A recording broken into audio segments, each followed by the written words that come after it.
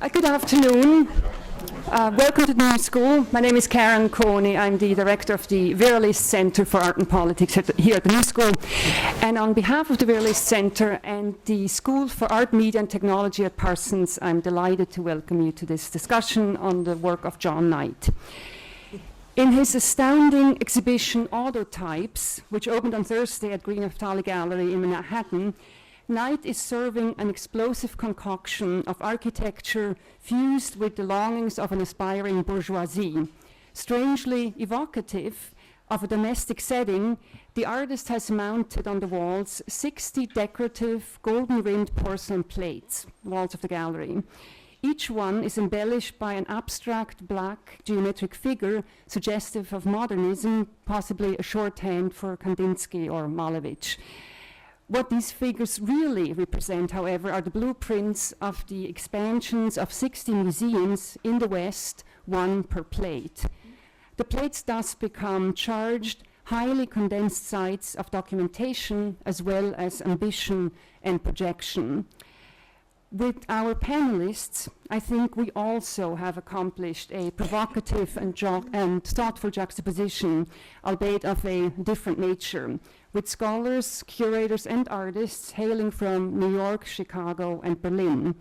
I'm grateful that they so willingly and immediately heeded the call of John Knight, which, however, was certainly not uttered by the artist himself. At Greene Naftali Gallery, I'd like to thank Alex Kitnick, who conceptualized the program.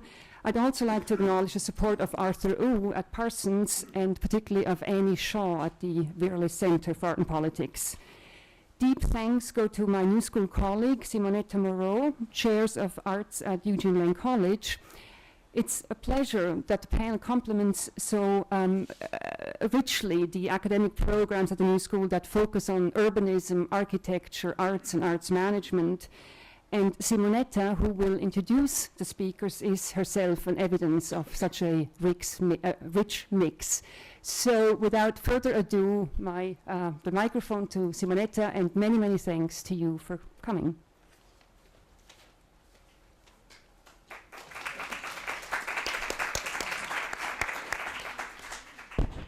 Thank you, Karen, for inviting me to moderate this panel. I'm very honored to be here in the company of these distinguished speakers, which I'm going to briefly introduce to you, but I invite you to look at the program for a more detailed biographical description. I will introduce them in alphabetic order, although that's not the order in which they will speak. Beginning with Sabine Breitweiser, who has been the chief curator of the Media and Performance Art Department at the Museum of Modern Art in New York since October 2010. From 1988 until 2007, she was the founding director and chief curator of the Generali Foundation in Vienna. And she's currently a member of the board of CIMAM, the International Committee of ICOM, for Museum and Collections of Modern Art from 2002 to the present. Benjamin Buchloh has been the Andrew W. Mellon Professor of Modern Art at Harvard University since 2006, and he is internationally recognized today as one of the most important scholars of post-1945 art. He is the recipient of numerous grants and awards, including the Golden Lion Award for Contemporary Art History and Criticism at the Venice Biennale in 2007. Anne Rorimer is a freelance curator and art historian living in Chicago. Formerly, she was a curator until the mid-1980s at the Art Institute of Chicago in the Department of 20th Century Painting and Sculpture, as it was called then. And among her publications, it's New Art in the 60s and 70s, Redefining Reality, published by Thames and Hudson, 2001, and paperback 2004. And finally, Andrea Rotman, who works as an art historian and critic based in Berlin. Andre is a recipient of a Gerda Henkel Foundation grant and a PhD candidate at the Art History Department of the Freie Universität, where he is working on a study on Knight's work and site-specific art after 1969. So without further ado, I will leave the podium now to the speakers. beginning with Anne Rorimer, followed by Benjamin Buchloh, Sabine Breitweiser, and Andrea Rockman. And I would like to have an open discussion after the presentation, and I will open up the discussion to the public as well. Thank you.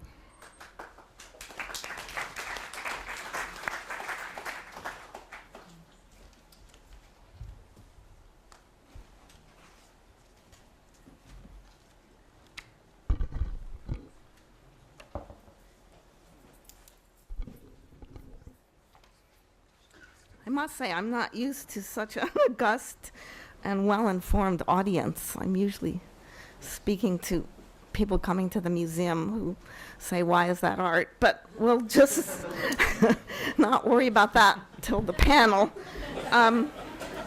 So, needless to say, I'm happy to be here and to have the opportunity, is this working? Let me know if not. To have the opportunity of revisiting the two works by John Knight that I was fortunate enough to have been involved with in the early 1980s in Chicago. But first of all, the slides are already going, good. First of all, I'd like preliminarily to just show a few works by artists you are well familiar with, if you're not already in the audience. I could have added many more, but I have to do this quickly. Just in order to set the scene for the immediate historical context for Knight's methodology and the meaning of his particular aesthetic approach in all of its diverse manifestations over the last 4 decades. I will then talk about Knight's journal series, begun in 1978, still ongoing, and subsequently about Museotypes. This latter work was made for and exhibited at the Renaissance Society at the University of Chicago in '83, before its later acquisition by the Art Institute of Chicago for the permanent collection at the Art Institute. Renaissance Society is just an exhibition space. So, quick reminder on the screen of Robert Morris's untitled work of '65, created for solo exhibition at the Greene Gallery that year. A classic minimal sculpture consisting of cubes, as you can see. It has the added feature of mirrored surfaces, allowing the work to reflect its spatial environment. Next slide. And next, I'll just assume they're up there. We can here kill 3 birds with one installation shot. Shot of the 1974 group exhibition at the Palais des Beaux-Arts in Brussels, organized by a curator he's no longer in Brussels. Well, that's many years ago. He's in Brussels, but he's not the curator there by any means. That's Yves Gavart. Some of you may know him. And it's his photograph, too. And on the floor is Carl Andre's 67th Copper Cardinal, which appears to cut into its spatial surroundings from its position on the floor as it leads the viewer mentally and physically through the exhibition space, almost from one end to the other. Next. And above it is a work by Daniel Buren. No, too fast.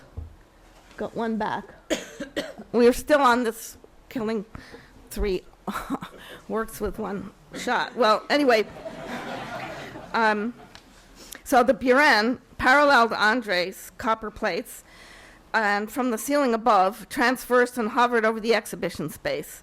An expansive horizontal canvas, mechanically printed with equal blue and white bands in this case. It replaced the light diffusing fabric that usually had hung under the skylights of the Palais des Beaux-Arts. In this way, it took the form of a gigantic striped canvas rather than a singularly framed and isolated painting conventionally hanging upright on a wall. This is like 3-minute review of installation art. And then down the exhibition space is, the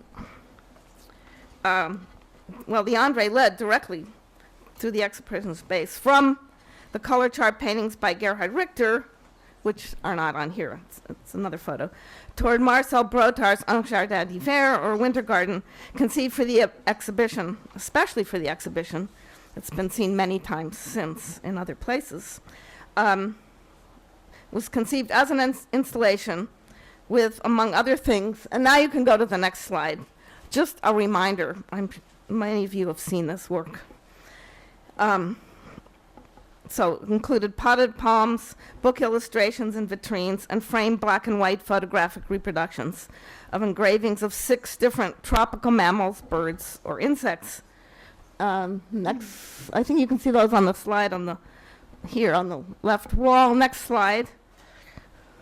These were on the wall. And there was a rolled out red carpet at one end of the room. And next slide.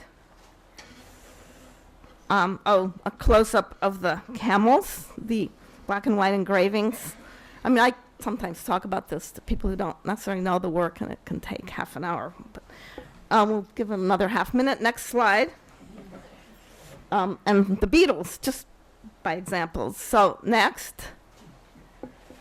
And as well, for our extremely brief purposes here, I principally want to note that a video monitor with a camera served to ground an enterable installation work, ground it not only in its physical space, but as well in the reality of its institutional and cultural confines in a museum. I think you can see where I'm headed here. Here are creatures from the animal kingdom, often dwelling in these particular animals dwelling in once colonized African territories, have been captured, so to say, as flat images for display on gallery walls. Next.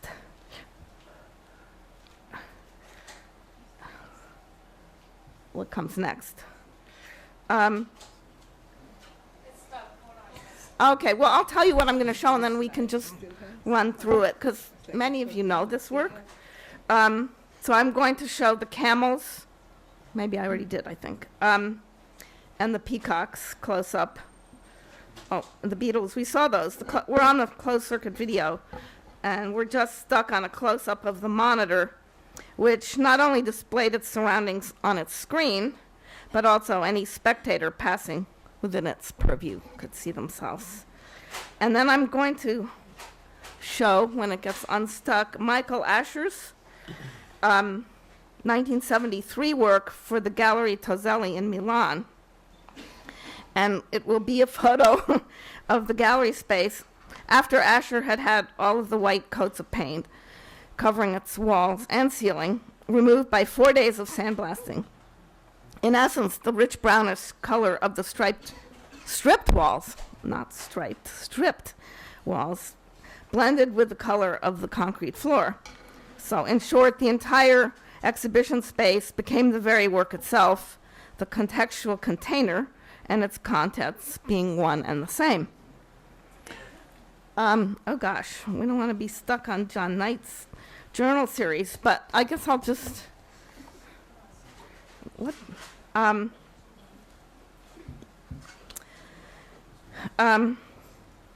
I'll just keep going and we'll see them in a minute.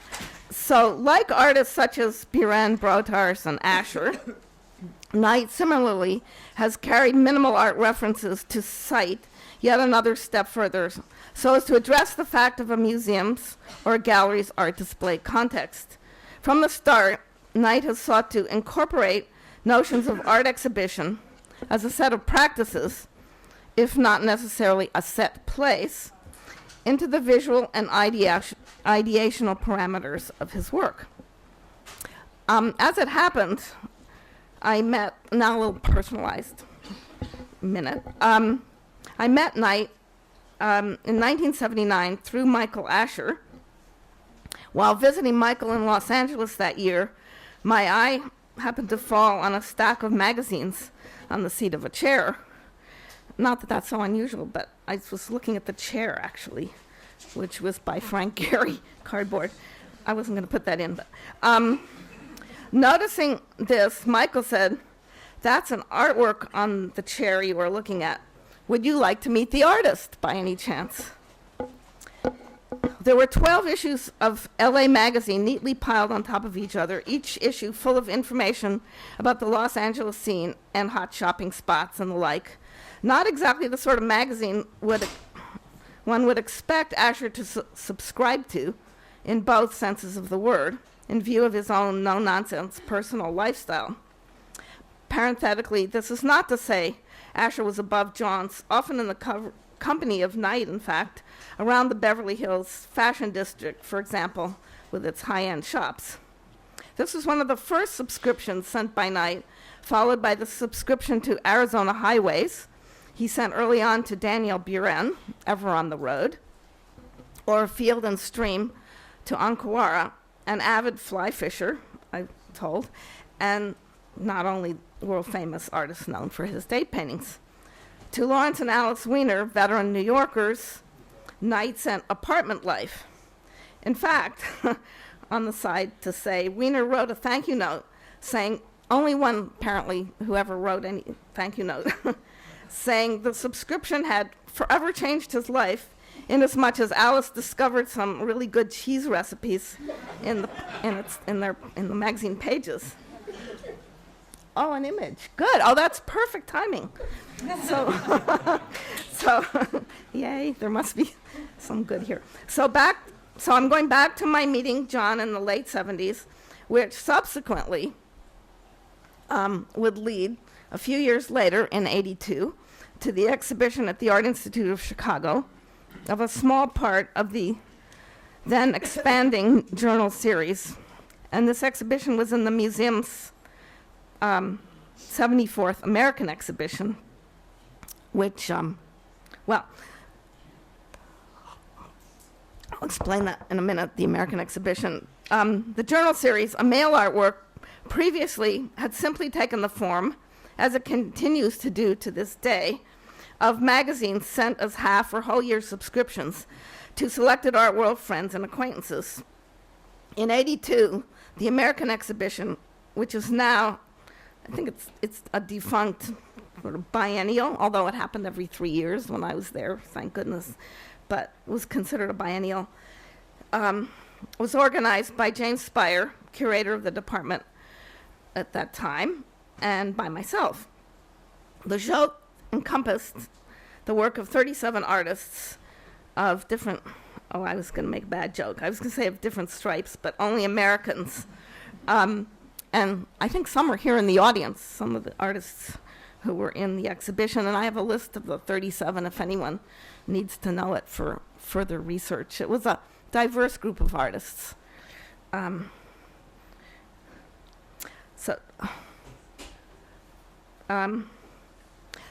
There were 10 magazine recipients who lent to the Art Institute's exhibition.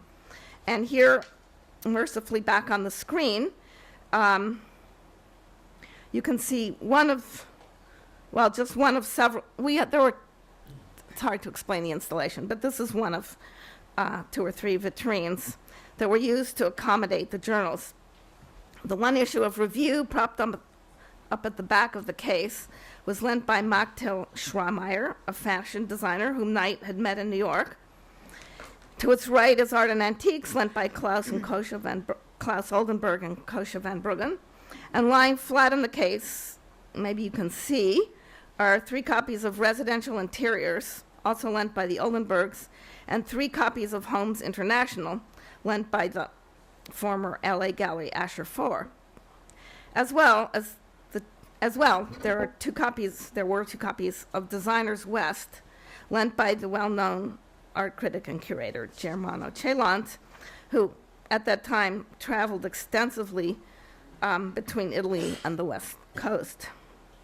And next, just close-up of Review with a cover that speaks for itself in terms of its artful artificiality, achieved by what I'm going to call the design of design, by which I mean the willful and tasteful use of graphics and or photographic representational elements to allure one into buying the magazine, if not also to buy into its contents. Next. And here is a close-up of one of the issues of Residential Interiors, with its view past large-scale decorative pots through a doorway into a well-appointed living room, signaling all around good taste in furniture and so forth. And I just noticed the other day, looking at my slides, I think there's the edge of a painting by Morris Louis way in the back. Next. And the next vitrine over, next to this, the abutting vitrine, you can see 5 issues of Portfolio lent by Canadian artist Ian Wallace, but it was also sent to Frank Gehry, among other people who might have received the magazine. And then you see 1001 home decorating ideas, lent anonymously by me, and a full year of cuisine, just visible to the left, lent by India Sandek, who I think was John's girlfriend at the time. When I just don't know, I don't want to let anything out in public, but this is way back. When I received the first copy of my 6-month subscription to 1001 Home Decorating Ideas in January of '81, I have to admit, I really did almost toss it out in a huff. There was a wastebasket right by my mailbox. But fortunately, somehow realized just in time its art status. And then later on that year, a marketing person from the magazine phoned as to why I hadn't renewed my subscription. She said, "Didn't you like it?" And asking me to do so. And when I said, "Oh no, I only receive it when it was a work of art," and the person hung up really abruptly. So next slide. Oh, I missed that slide. Was can you just go back? It was just a full view of the cuisines. Yeah, and then, no, not too far back. Then after that, well, just to show you the cuisines, all very mouth-watering and enticing, making one perhaps want to rush out to buy a high-quality copper pot or a new set of tableware or the like. So by now we should, and the next cuisine. No. Yeah, there we go. Although each magazine can function on its most basic level simply as a colorful decorative object, as of course they do often on coffee tables or side tables, Knight sets up an ironic and humorous tension between a subscription subject matter and the realities of a recipient's actual lifestyle.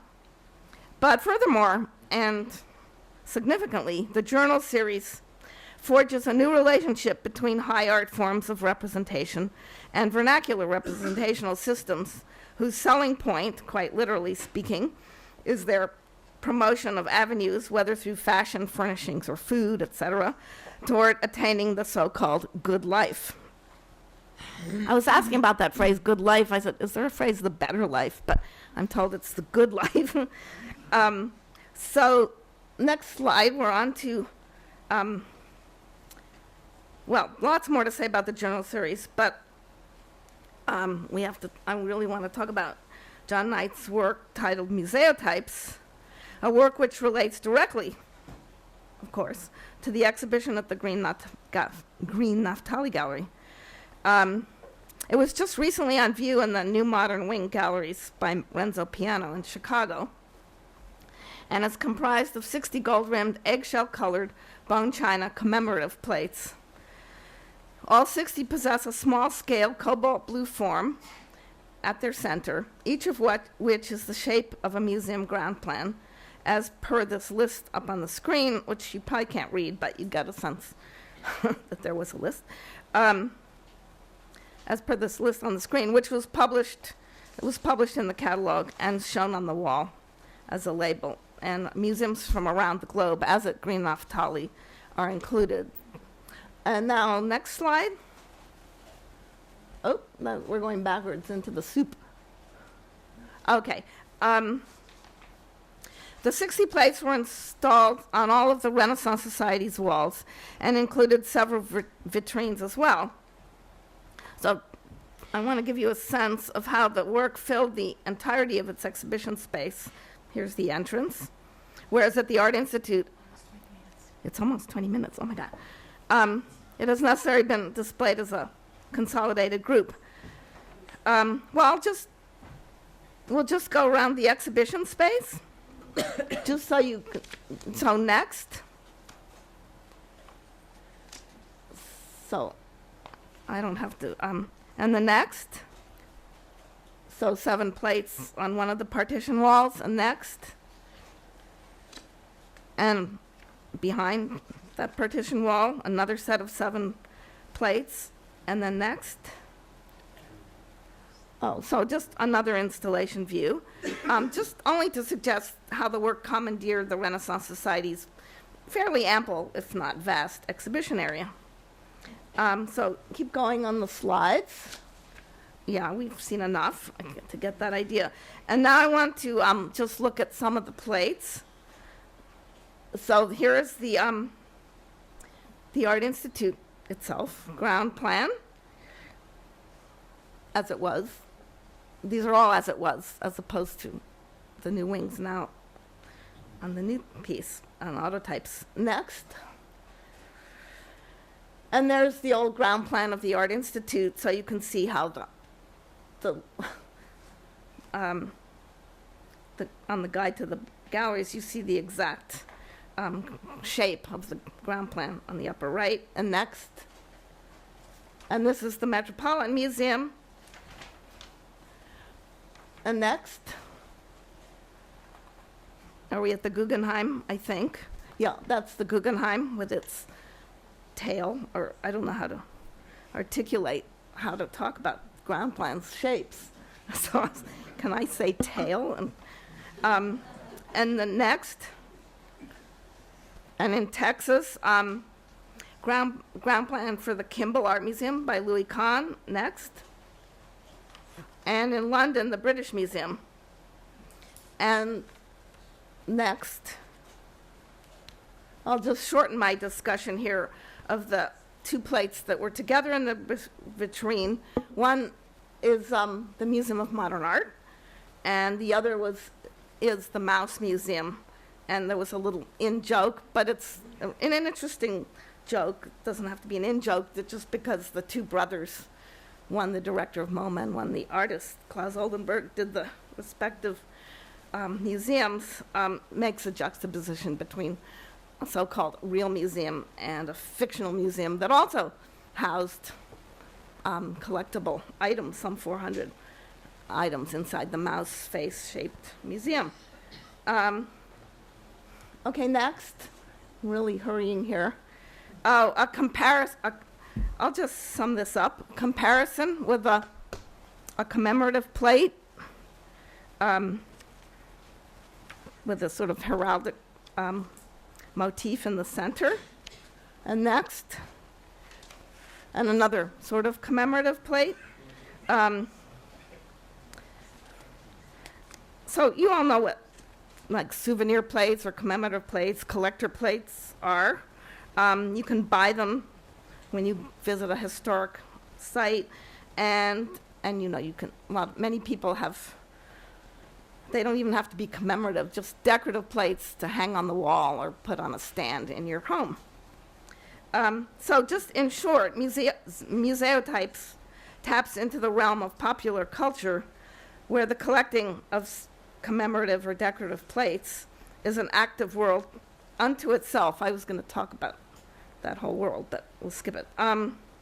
With its own particular set of values, both monetary and representational. So in summing up on the subject of museotypes, I couldn't resist putting, next. Next. I just couldn't resist because I had the slide.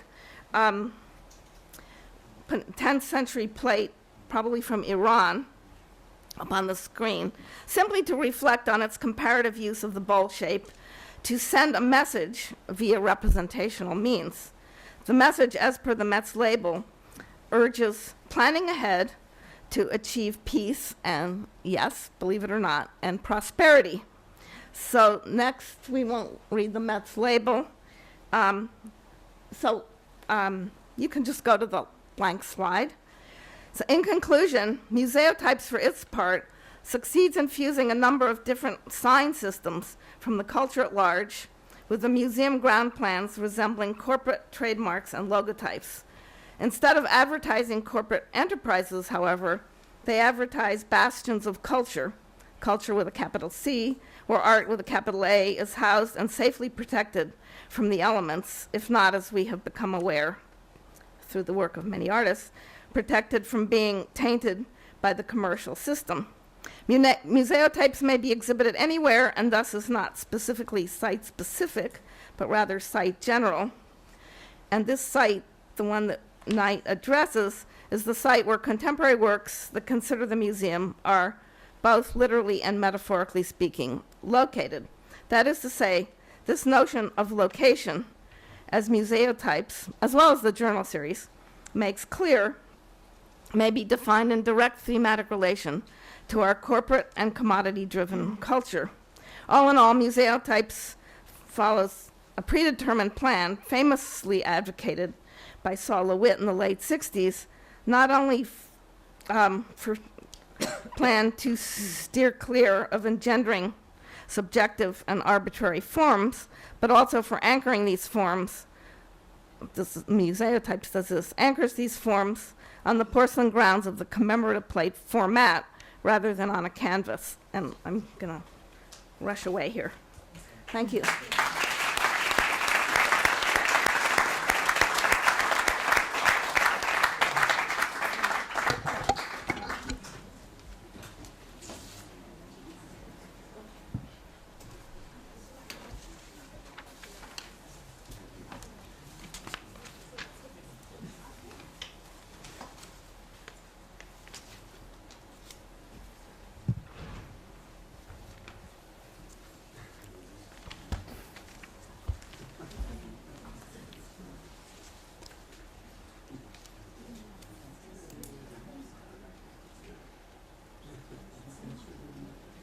What is the story with the images?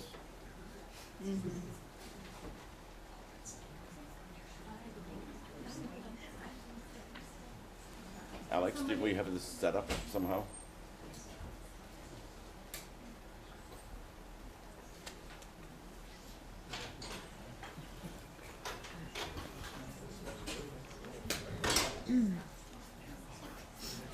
Hi.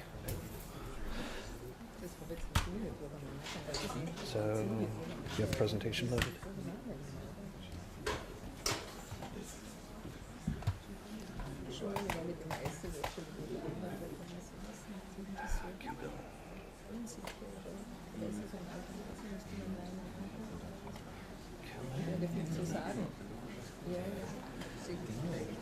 That's it.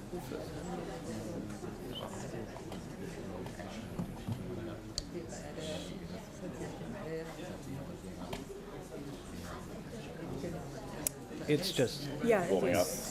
now I have it set, so Okay. it wasn't showing while she was doing her slideshow. That's it. Yeah. And then I move them forward by going this. Yes. to down. Yeah. Okay.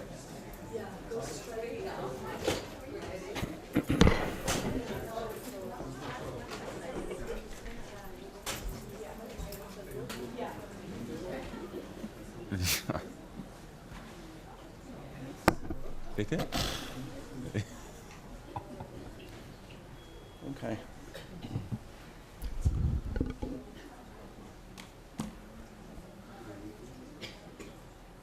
All right. I would like to thank Alex Kitnick for having set this up and for giving us the opportunity to discuss the work and practices of John Knight. My talk will be very brief, so that might compensate a little bit in time, which is good. And it has a title, Why Knight Now?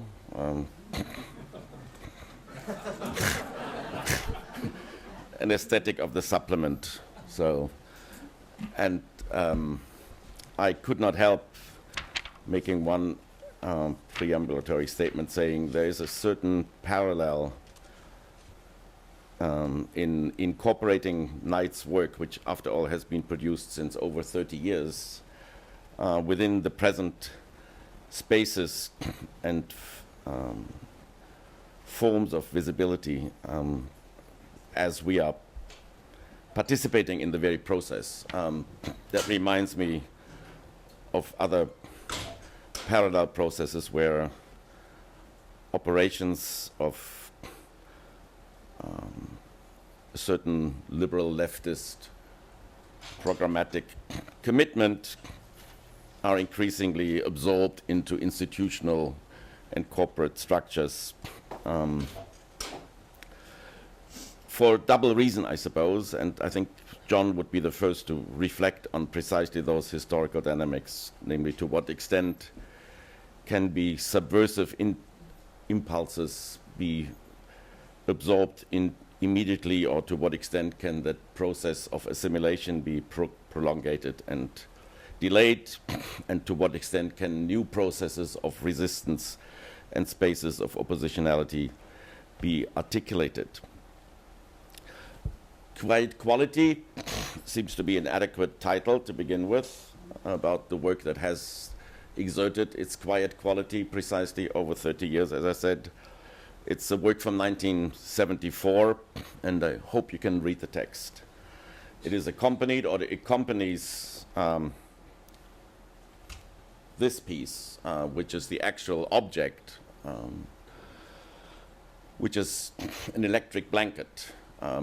And it has recently been shown, not that recently, a few years ago, in Corinne Deland's American Fine Arts Gallery one more time, where it puzzled a number of people, including myself, because I had never seen it before.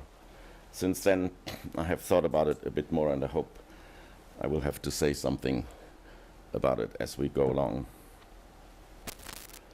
Ever since Knight's interventions have taken a distinctly different approach from the practices of his peers, with whom he is generally, and to my mind, rightfully associated, namely the key figures of institutional critique that Annie just mentioned. I would just add to Daniel Buren and Michael Escher, I would like to add Hans Hake. However, as with all initial studies of historical and contextual formations, the differences between Knight and his friends and peers have not been easily discerned or properly formulated. It seems significant to understand why these differences might now, after more than 30 years of production, have acquired a more manifest urgency or a compelling presence, so to speak. First of all, I would like to argue, as the piece on screen shows us, that Knight's focus on architecture, and that is obviously an integral element from the very beginning, and he's one of the great amateur scholars of modernist architecture that I have known, that Knight's focus on architecture differs fundamentally from the principles of interest in architecture as they have been developed by Daniel Buren or Dan Graham or Michael Escher. Knight engages with architecture precisely not as a system of the subject's emancipatory spatial articulation any longer, as modernism had indeed promised, but rather, in the present, he perceives architecture as a system that generates and sustains the spaces of ideological control and regimentation. Quiet Quality from 1974 seems an excellent example of precisely that approach. Here, the deeply sinister language of advertisement and fraudulent concealment, which are normally going in one, the ideology of everyday life, is suddenly confronted with an object that bears both an uncanny resemblance to the aesthetic of post-minimalism, Naumann, for example, or Arte Povera, yet at the same time exceeds their formal radicality and material and procedural poeticity by confronting precisely architecture's fraudulent promises, namely those of a hermetically sealed, gated community, with the actual conditions of a majority of populations living at the bare minimum of existence.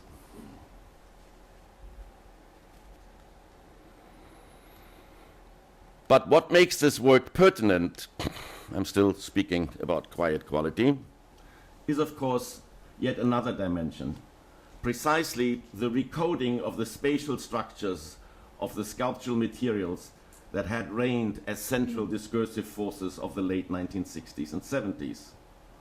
That's why the work could not be read. and has not been read for almost 30 years.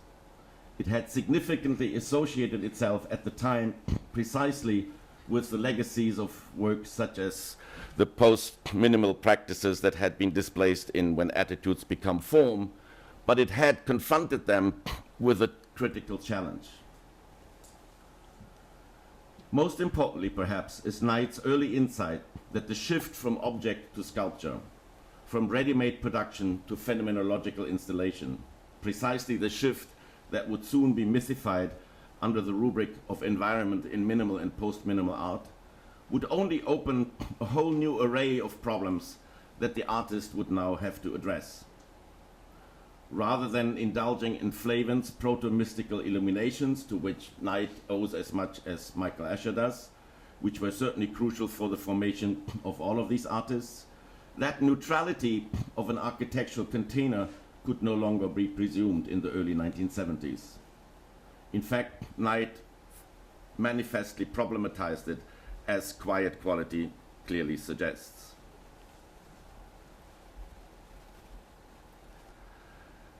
The second and most important, possibly more important supplement in Knight's production is his almost relentless incorporation of the languages and strategies of design within the very body of sculptural structures. By now, that might have become an almost commonplace of critical thinking.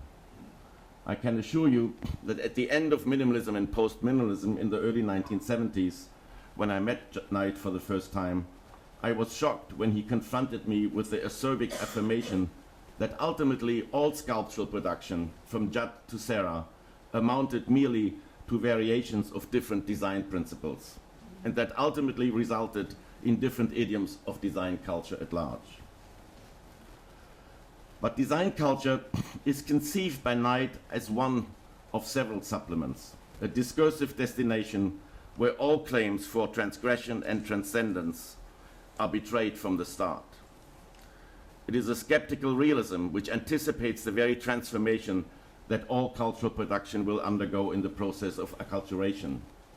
When cultural production is shifted from subversion to affirmation, from transgression to spectacularization, from the denial of objects of consumption to become the quintessential fetish of authenticity, the work of art. Anticipating these transformations as utterly inevitable defines Knight's strategies. Even though his radicality might have made him appear at times as an anti-aesthetic nihilist in the tradition of Piero Manzoni, one of Knight's greatest figures of reference, he is, rather than a nihilist, I would call a dialectical realist. A realist, however, for whom the analysis of the systems of distribution and display is as integral to the conception of the work of art as the conditions of reception in which the reader, spectator, repositions herself in the relation to the object.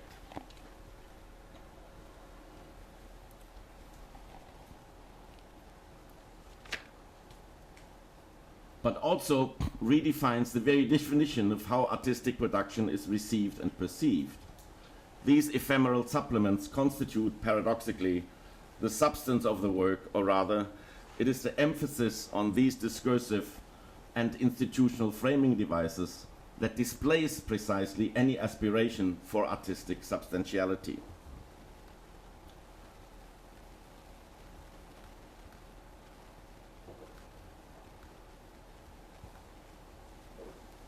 Sorry.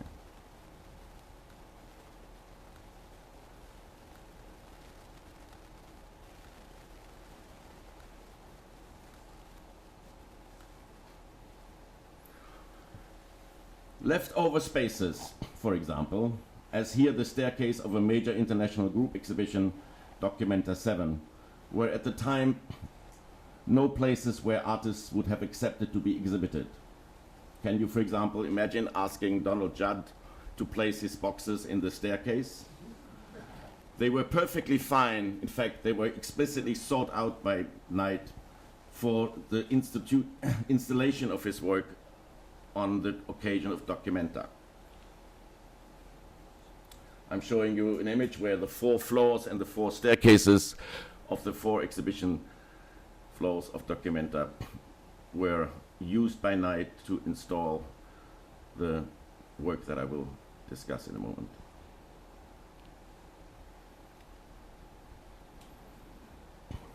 In particular, those spaces that the official institutions had neglected and rejected made the actually governing mechanisms of putting things on display and the links between radical aesthetic claims and institutional and social power all the more transparent. These are the elements that were placed in the 4-floor staircases. I'm not sure whether I have all. I have 4 elements, but John made a number of subsequent copies of these emblems. They are reliefs, for those who don't know them. Subtracted posters that are glued and wrapped around a wooden kernel in a ligature formation of his signature initials. And of course, the work is precisely provocative in as much as it positions itself in a space of neglect, bypassing, and anonymity by corroborating the demand for artistic identity and signature identification all the louder. A similar travesty, and I'm not even certain that this would be the proper concept and term to identify the strategies of annihilation performed by Knight during these interventions, was articulated in the last 2 pieces that I quickly want to mention as examples of his aesthetic of supplementarity. One being, of course, the journals that Annie Rorimer has already mentioned, and initiated at the height of conceptualism's grandiloquent promises to deliver production once and for all from objecthood and its eternal and inevitable commodification. Sending out the journals anonymously to curators, collectors, critics, and friends, illuminated with a slightly discomforting shock to what extent the myths of readerly participation or the myths of the death of the author and the abolition of the commodity status of the work of art by its transposition into the manifest registers of linguistic definition had in fact been mythical. Precisely that myth to which we all had succumbed with the euphoric delusionism typical of the late 1960s. Knight replaced the artist's book and the readerly text with the anomic banality of a specifically chosen yet anonymously delivered subscription for a mass culturally produced lifestyle magazine. It was chosen according to the recipient's latent or manifest needs and desires, and it certainly reframed those conceptualist aspirations and pretenses within a parodic containment whose radicality and annihilating humor approached that of Marcel Brotars, at least in certain regards, concerning the optimism of the conceptualist will, lacking the pessimism of the intellect that Brotars amply disseminated since the late 1960s. This is the actual installation of the signature ligatures in Documenta 7.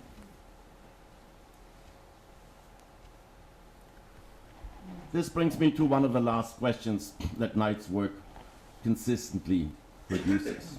What is the relationship between singularity and reproduction, especially in the deployment of all the devices of a simulacral incorporation of the principles of advertisement and spectacularization to which Knight's work is always committed? Here, in an installation work in a group show in Marseille, Knight's contribution was precisely to insert a singly printed advertisement poster as his element in the exhibition. The very paradox, as was the paradox of the J.K. ligatures, to produce a single object that is clearly part of the mass cultural distribution and to singularize that object points to one of the fundamental theoretical models within which Knight's work is operating. It is equally adequate to employ this model in the discussion of Knight's mirror series here on display in the gallery in 1986, where once again the definition of of the subject in the mirror reflection is fully contained within the corporate logo. Each one of these elements is, in fact, the exact replica of a corporate logo. Some of them rather familiar and some of them less familiar. And the last work to which I want to introduce you quickly is an exhibition that Knight staged with Colin Deland, and in many ways perhaps an exhibition that might have contributed to the decision to exhibit his work now. An untitled flower installation which consisted of Knight's negotiations with the help of Colin Deland with the downtown restaurants in Soho and Chelsea and Manhattan at large perhaps, to engage in a trade with the artist for the duration of the exhibition. The proposal consisted of displaying a small advertisement in the restaurant announcing the exhibition at American Fine Arts, and in exchange receiving the weekly display of flowers normally on display in the restaurant in the gallery itself. So the bouquets that you see in these images are the various bouquets obtained by Knight and Colin Deland from the downtown restaurants and subtracted from the display services of these restaurant institutions. Typical for Knight's sense of humor and typical for the perversion with which he kind of collides discursive formations, precisely the sites where receptions, celebrations, vernissage events, deals, exchanges take place, namely the restaurants, are now becoming the center of display. The very objects with which the interaction, the exchange is concealed, is now entering the gallery space and becomes its primary object. If we want to understand how different the practices are between artists of that generation, I conclude with an image of the other JK, a work from the early 90s, where you can see how quite simply the recourse to a simulacral absorption of kitsch tendencies and kitsch practices ultimately only continues the production of debased forms of perception, whereas the critical assault with which Knight engages and constructs spaces of alternate seeing and alternate experience opens up precisely a different legacy, and it's this legacy that I hope we will continue to discuss tonight. Thank you.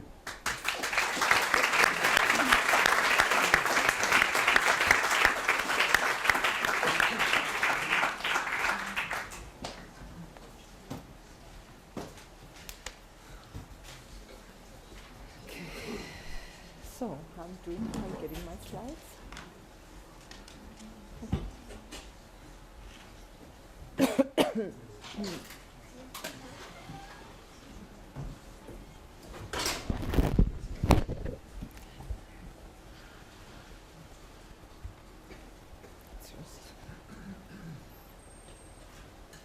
Maybe just one comment to Anne Rorimer's presentation on the museum types and the floor plans of the Mouse Museum and MoMA. There's actually a plan to show the Mouse Museum, which is from the Vienna Museum of Modern Art in the atrium. So I'm looking forward to see the plate, John. Okay. So I will really talk from the perspective of a curator and what kind of challenges the work of John Knight unfolds when a process of an exhibition is being started, either being an existing work or when collaborating on a new work with him in situ, as he likes to do. And I've showed John a few times, and I thought it would be interesting, and there's some overlap with Anne Rorimer, to connect in a way two works. I have collaborated with him to show him, and the one to produce him. So the first one is, again, the journal series, which I showed in an exhibition on conceptual art with the title Concept Has Never Meant Horse in the public sphere. So, and I'll start, of course, with the conceptual art show with the title Concept Has Never Meant Horse. I was using again to mention that this text by Daniel Buren titled Beware or Achtung in the German translation. And in this text he was kind of complaining what already was mentioned under the umbrella of conceptual art. And in this show I wanted to examine the role of conceptual art practices in other geographies like Eastern Europe, which was, of course is important, looking from Austria, but I was more interested to look at the subversive character of conceptual art in artists and works using performance, action, mass media, printed media, mail art, but also the public space. And lastly, in this show, I wanted to look at the aesthetics of conceptual art, an art which is highly connected to what Benjamin called de-skilling, or something we would like to name of replacing the object character of an artwork by its linguistic manifestation. And there is sort of looking at the Anglo-American variant, linguistic variant of conceptual art, sort of a myth emerged, as Benjamin has pointed it out, of a dematerialized market critical art. And from a more recent perspective, of course, this raised the discussion, and it became quite apparent that even the invisible, so-called invisible or immaterial works of conceptual art remain still central, which led someone like John Knight to work on this notion of design of conceptual art. And some critics even, and this also is interesting to look at John's work, argued that the communication-based conceptual strategies the artists employed could be regarded as belonging in the context of, we would call, advanced marketing strategies, actually. So I was very interested to show the journal series, and we got in touch. We had a discussion about that. And I don't need to explain the journal series anymore. So these were magazines he sent out to, let's call his community in a way, without any announcement, subscriptions. He started this in '76 and he's still doing it, so it has an open end. And actually my goal was not to show individual magazines only, but to use his project to create a kind of map of the people he was surrounded with, artists, curators, and collectors. And at the same time, I thought, due to the magazines, as he has selected them according to the aesthetics he felt it should enter the private sphere of the people he did the subscriptions for, that this would also create a map to reflect the aesthetics of his social fields as he envisions it. So I thought that's an easy thing. This was, of course, a big show, limited budget as usual. So I thought, okay, let's get the magazines over there. It's not a big deal.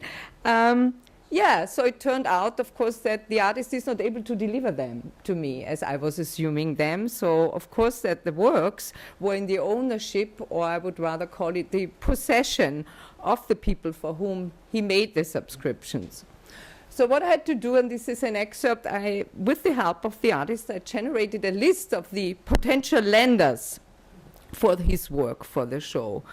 And I started to contact these people. And again, it turned out to be quite complicated to get the loans for various reasons. And I'm using this to unfold the implications of this work. So how do I get to the next? I just click or... Press what? The arrow? Which one? This one? Okay. Good. So that's the wall label, actually. So from the list of 16 people, 16 potential lenders, it came down to 5. So as a matter of fact, some people just didn't remember they ever received the work by John Knight. As I've described him to them, they had no idea. Dan Graham, you were among of them, by the way. Some people... He said, never heard about this artist. Of course, this was a special Dan Graham project, I would say. Some people were not aware that this was a work of art at all, magazine, and some, and this was kind of interesting to me, they just refused to accept that what I've described to them is a work of art. So it came down that only 5 of these 16 people did collaborate with me and were able to lend the work of art by John Knight. And I must say it was a really whole new experience. I thought I know everything about this work, why I wanted to show it. But really entering this process of reception by contacting the potential lenders, this really unfolded to me what John actually had addressed in his journal series, and I want to talk a little bit about it before I talk about the new work. And I think I do have some images, so, and there are more, some of the vitrines, so you see. Okay, so, and I must say really all these insights to essays by Roram and Benjamin Buchloh, so they really made a brilliant analysis. So what usually happens when someone acquires a work of art? So usually a collector makes a certain choice upon his or her taste and interest when he or she decides to acquire an artwork. So he or she is really selecting the object they feel they should include it to their holdings, should enter their private sphere. In this case, none of these people I've contacted recalled they ever made such a choice. On the contrary, the artist has imposed to them the object. He has organized that the object enters their private sphere without even asking them, based upon an aesthetic impulse he, the artist, felt should enter their house and should be highlighted. Another point, none of the receivers, I would call them, ever recalled to have paid a price for the work, what usually is part of the transaction. None of them recalled they have received it as a donation, which would be the other possibility by the artist, and accepted it. So there was actually no transaction as it usually takes place when an artwork enters from the artist sphere to that of the collector. So it happened some really strange things, and I'm sure Anne can tell more about it. Some, and one was even a really advanced collector of conceptual art, didn't identify the incoming magazine subscription as an artwork. And he told me he got really angry when receiving this unsolicited mail, and he phoned the magazine and complained they should stop that, and he sent it back. So afterwards, he had a discussion and learned that's a work of art by John Knight, an artist he even knew. He got really nervous and called the magazine and said he immediately wanted back his artwork, of course. So on those who didn't accept the artwork at all, that they really got angry in a way because they felt, as the collector in the beginning, that's too much of an imposition to them, and they just refused any further discussion with me. So it seemed that and this was really interesting, thinking about conceptual art and all these subversive and emancipatory aspect we're always talking about. So it seems really the status of the complete or the unfinished artwork as such was not clear at all. And even to those receivers that realized this as an artwork, and I see you some more. So the other incident I can report about was that a collector was really worried. He said he's able to lend me the work, but he must tell me the work is damaged, maybe even destroyed. Because when he got it, it was in an envelope, and the envelope was not transparent. And he knew it's a work by John Knight, probably, so there was a gossip already around. So he opened the envelope, and then he thought he might not have, should have done it. The work is destroyed because the envelope was also destroyed. And so I had two opened and two closed. We didn't know what to do. So it was quite interesting. The other one actually never opened it. And I talked to John, what I'm doing, they opened, should we open it? So I had to get the permission by the artist and the collector to open the envelope in a way where we can close it also afterwards, so nothing would be visible. So this was really, in terms of preservation, quite some challenging issues, and we never were really sure, are we right, are we wrong? So we had really phone calls every day. So, and the other thing was, of course, we had to deal with very, very different ideas in terms of the monetary value of the artwork.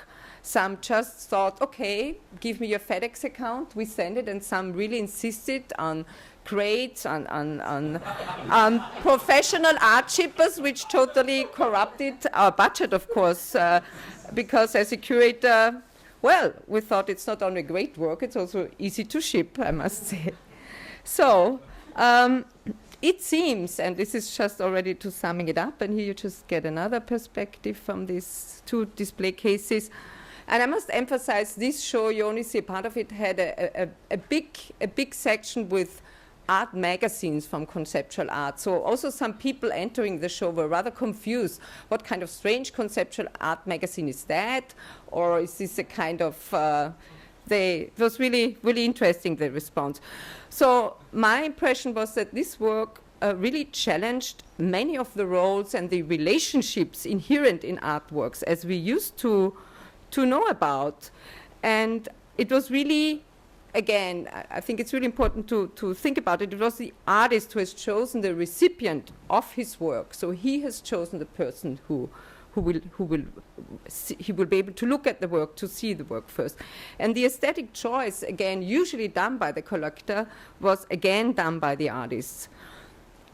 The other thing, and this leads me already to the next project a little bit, the process or the act of production, which is usually totally in the reign of the artist, or at least under his or her control, blurred totally, I would say, into the process and act of the reception by the collector without any further control by the artist, because if the collector wouldn't accept the work as such or not recognize, it wouldn't just exist. It would not be entered any circulation process through an exhibition or whatsoever. And my role as the curator, and this is something what I can add, what I can bring in, was interestingly to call upon or activate or reactivate this reception of the collector. So to bring the work back to life, what usually a curator is doing if you work with historical works which are far back, which are forgotten about. But in this case, it was slightly different. And then the act of identifying a work of art, usually the role of the artist to say, okay, like the famous, this is a work of art. If I do it, this is a work of art. As Duchamp has demonstrated, of course, the role of the institution can take over this function too. It got fully into the hands of the collector, as I feel. So he or she could take the decision whether the artwork is alive or not existing at all. And again, my role of the curator was to undertake research, to commemorate, to contact them, to eventually exhibit, mediate, document the work. But I can only do it if the collector would really accept it. And of course, one really important point is why the artist is usually sponsored or gets the money transferred by the collector. In this case, the artist imposed the work to them and became the sponsor of their property. So he was the one who paid the subscription. So one could go on with the analysis, but what I found personally interesting and lead me also to continue my collaboration with John for a public art project was that I felt the blurring of a more or less independently, one could say, still independently created art by doing this subscription entered somehow the field of a commission.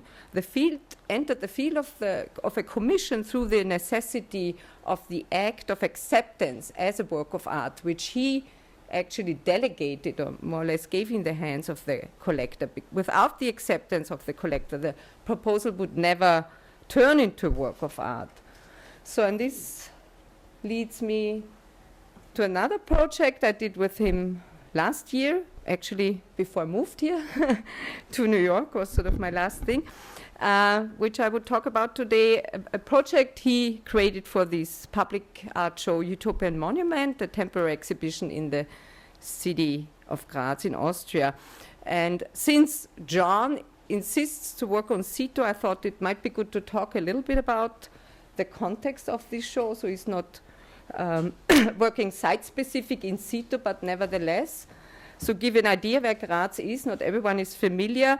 It's the capital of the province of Styria, a large province in the south, which is actually located to the former Yugoslavia. So it was really on the edge of the former Iron Curtain, which came down not so long ago.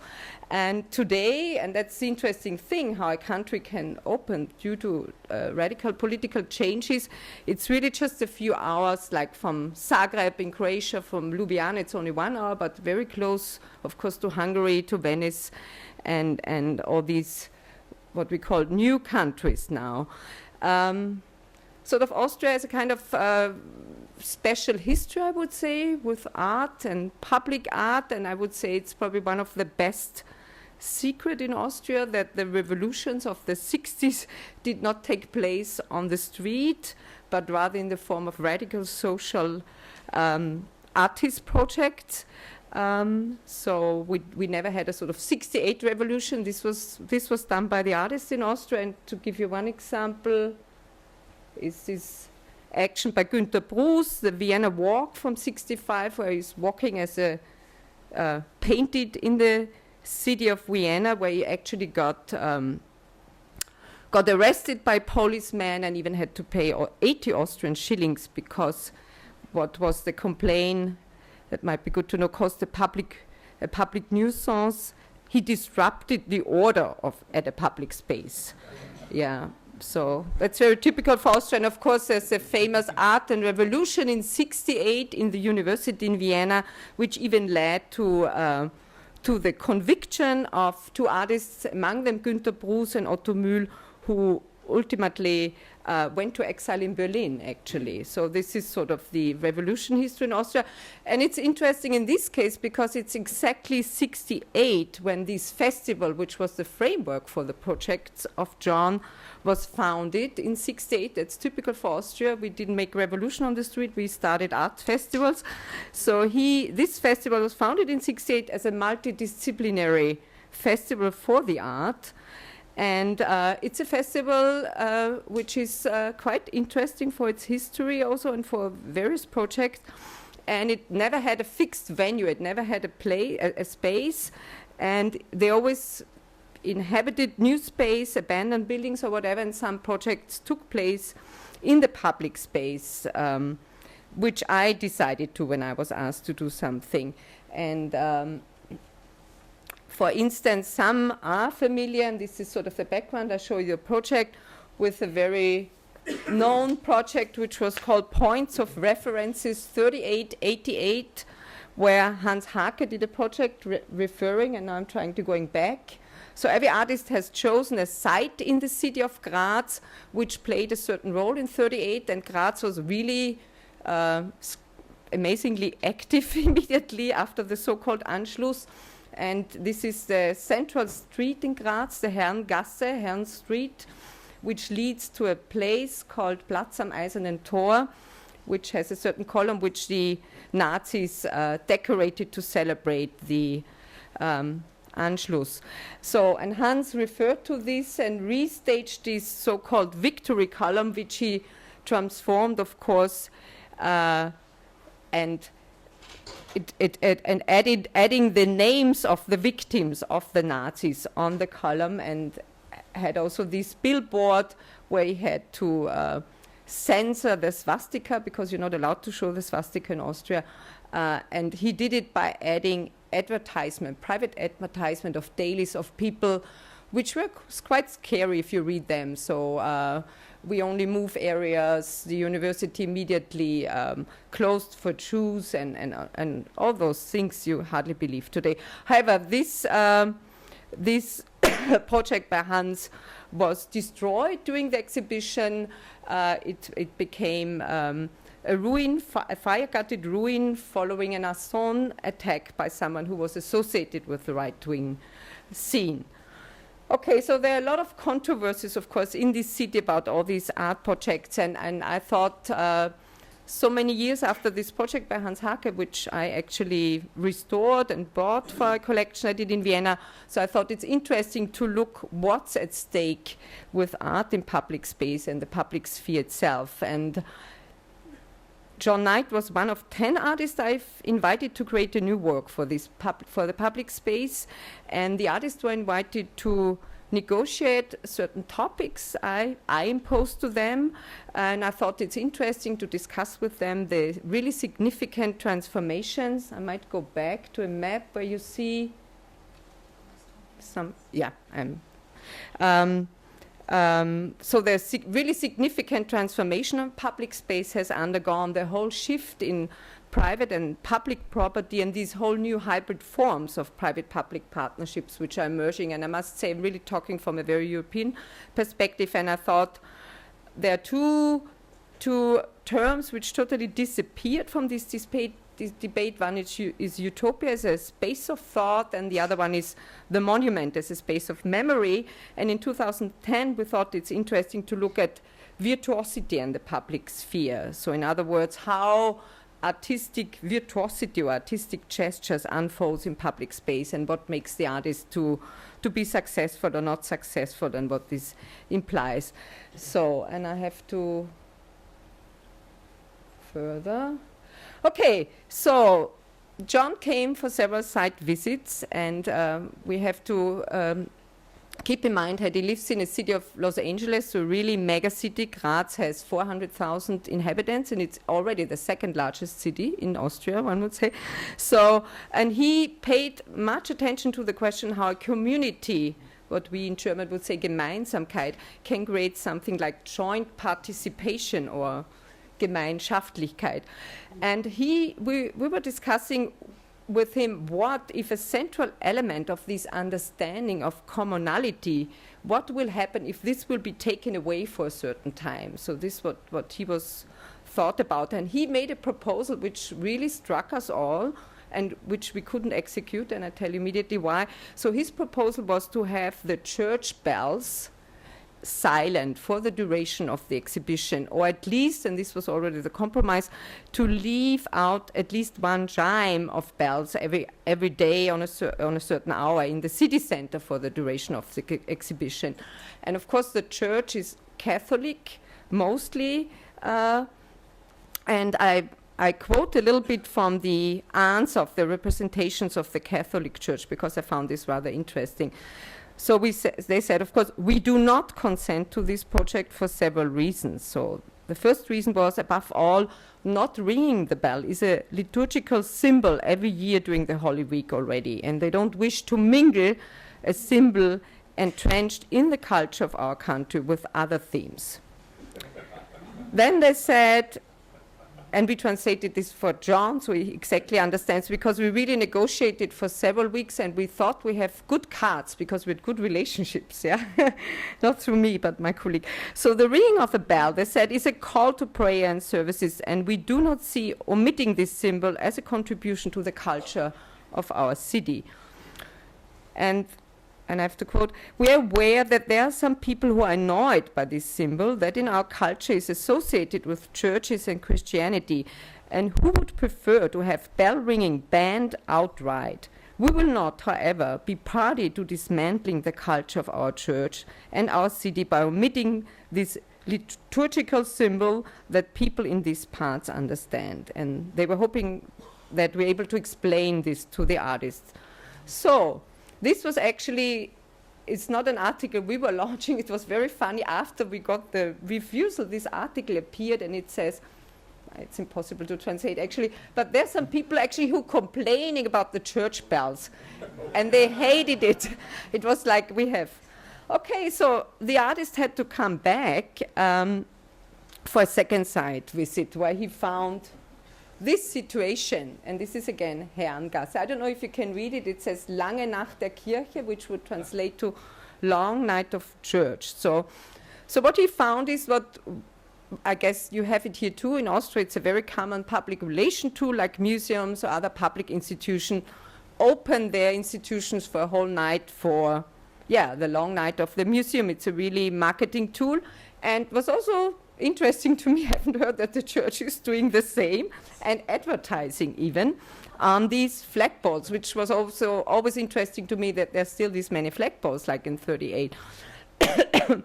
So, and it's interesting because these flagpoles were booked, and the city would pay for it during the festival to put up the flags of the Styrian Autumn Festival itself. So it was also in a way the advertisement space of the festival.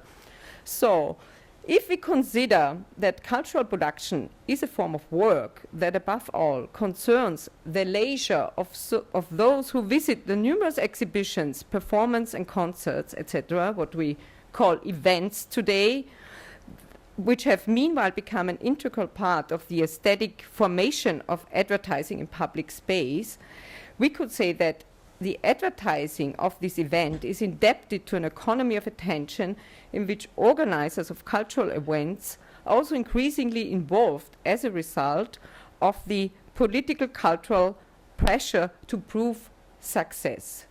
So what John did, actually, he initiated a debate on the role of the relationship of cultural work, its funding, and its exploitation as a leisure industry.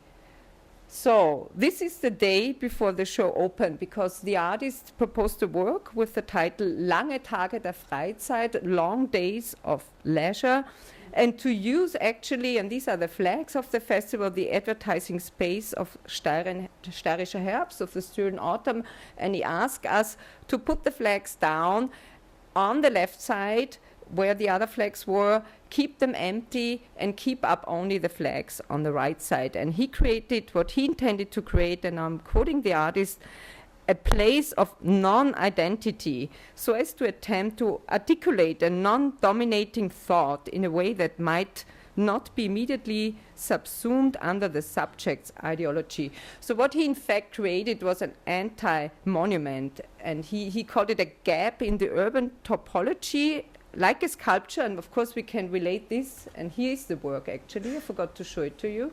That's the completed work, and I can show then a version of it.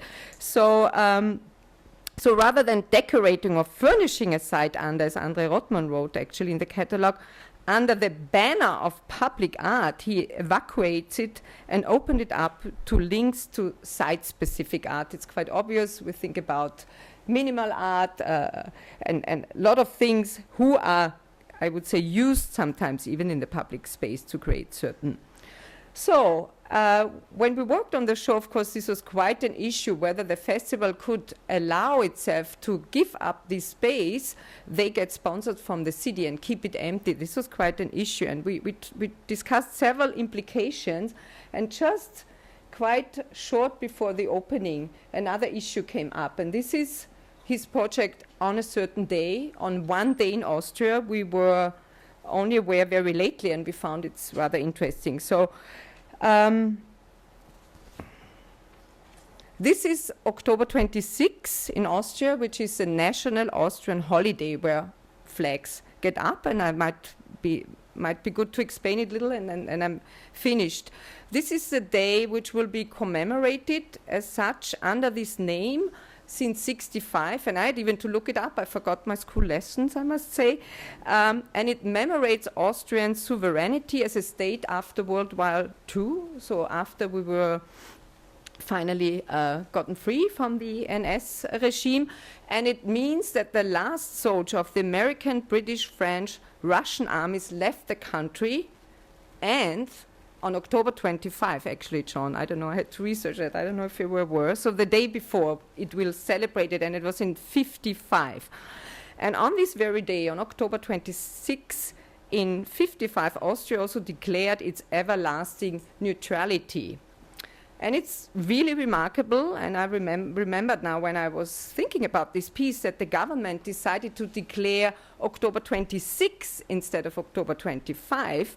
So actually it was more interested when the so-called, I mean, there's always this ambivalent use of the occupation allies or armies or the liberation armies. I don't know if you're a little bit aware of Austrian history in the 30s, that's quite striking how the linguistic applies to a certain tendency.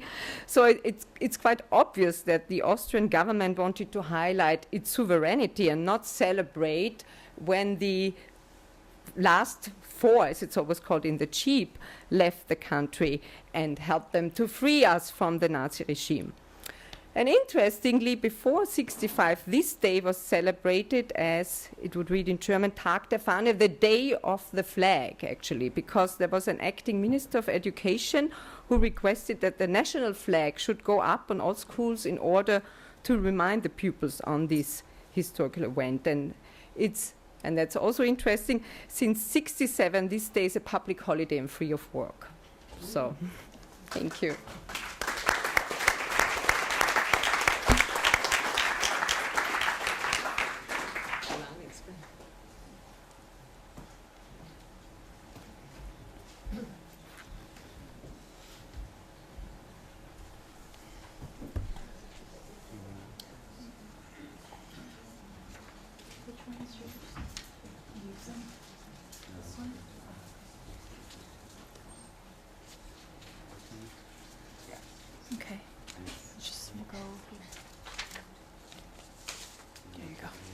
Yeah, and just this button. Okay. That's forward, backward. Good evening, and thanks for the invitation, and especially for Alex Kitnick for organizing this. As you see, my short talk, at least it was supposed to be short, has a title which shouldn't scare you off. It will, I already cut it while sitting here, so.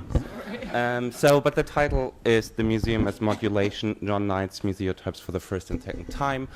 And of course, it was written before I saw the show, so actually, there is no second time for the museotypes because they're called autotypes. But nevertheless, I will get to that later. If institutional critique can be defined as a methodology of critical reflexive site specificity, as artist Andrea Fraser has argued, the projects of John Knight ever since the late 60s have demonstrated that it has become increasingly problematic, if not impossible, to identify the very site of artistic interventions with an architectural space or physical public space, a place. And according to Craig Owen's famous definition, the paradigm shift from work to frame that simultaneously occurred in the work of figures such as Brothas, Buren, Escher, and Hake consisted from the outset in treating the frame, and I quote Owens, as that network of institutional practices that define, circumscribe, and contain both artistic production and reception. Obviously, John Knight's anti-aesthetic endeavors partake in this decisive epistemological rupture of the post-war period. And I would claim, however, that Knight's practice has identified, analyzed, and contested the framing devices and discourses of contemporary art with unrivaled consequentialness. As his projects until the recent moment continue to foray into the fields of media, design, and global politics, they consistently operate beyond the enclosed spaces of the museum or gallery, or at least they tend to effectively exceed their limits. Not only do they therefore, I would say, depart from an acknowledgement of the role of the container in determining the shape of what it contains, as Owen has, for instance, observed with regard to the museum fictions of Brothas. Rather, Knight projects, I would argue, define and employ the much more vast networks of given communication systems as their material basis and forming structure, at times even the circuits of an artwork's distributions, as we have seen with regard to the journal series. I'm showing some images of works that do employ given communication systems as the material basis of an artwork in different way. You see this on the upper left is a actually related to the journal series for Parachute's 50th issue, the anniversary issue in '88. There was this subscription card in there in middle of the magazine. On the upper right, you see a bad image I took of a special note of gratitude, an artist book for a project at Otis in '77, where he actually divided up the time of the exhibition according to the mailing list, and it ends with his own entrance in the mailing list. And you see World Debt, the credit card that were also on view 2 years ago at Greene Naftali for some time, and you see the journals that have been talked about. So it is due to this fact, I think, that John Knight's practice defies most notions of stylistic coherence and recognizability. Instead of distinct features that could be related to the history of painting, as for example has been argued for the oeuvre of Buren, in the case of Knight's works, ready-made such as carpenter levels, flower arrangements, we have seen those, doormats, flags, electric blankets, or devices such as mirrors, video cameras, monitors, and overhead projectors have functioned as mediums.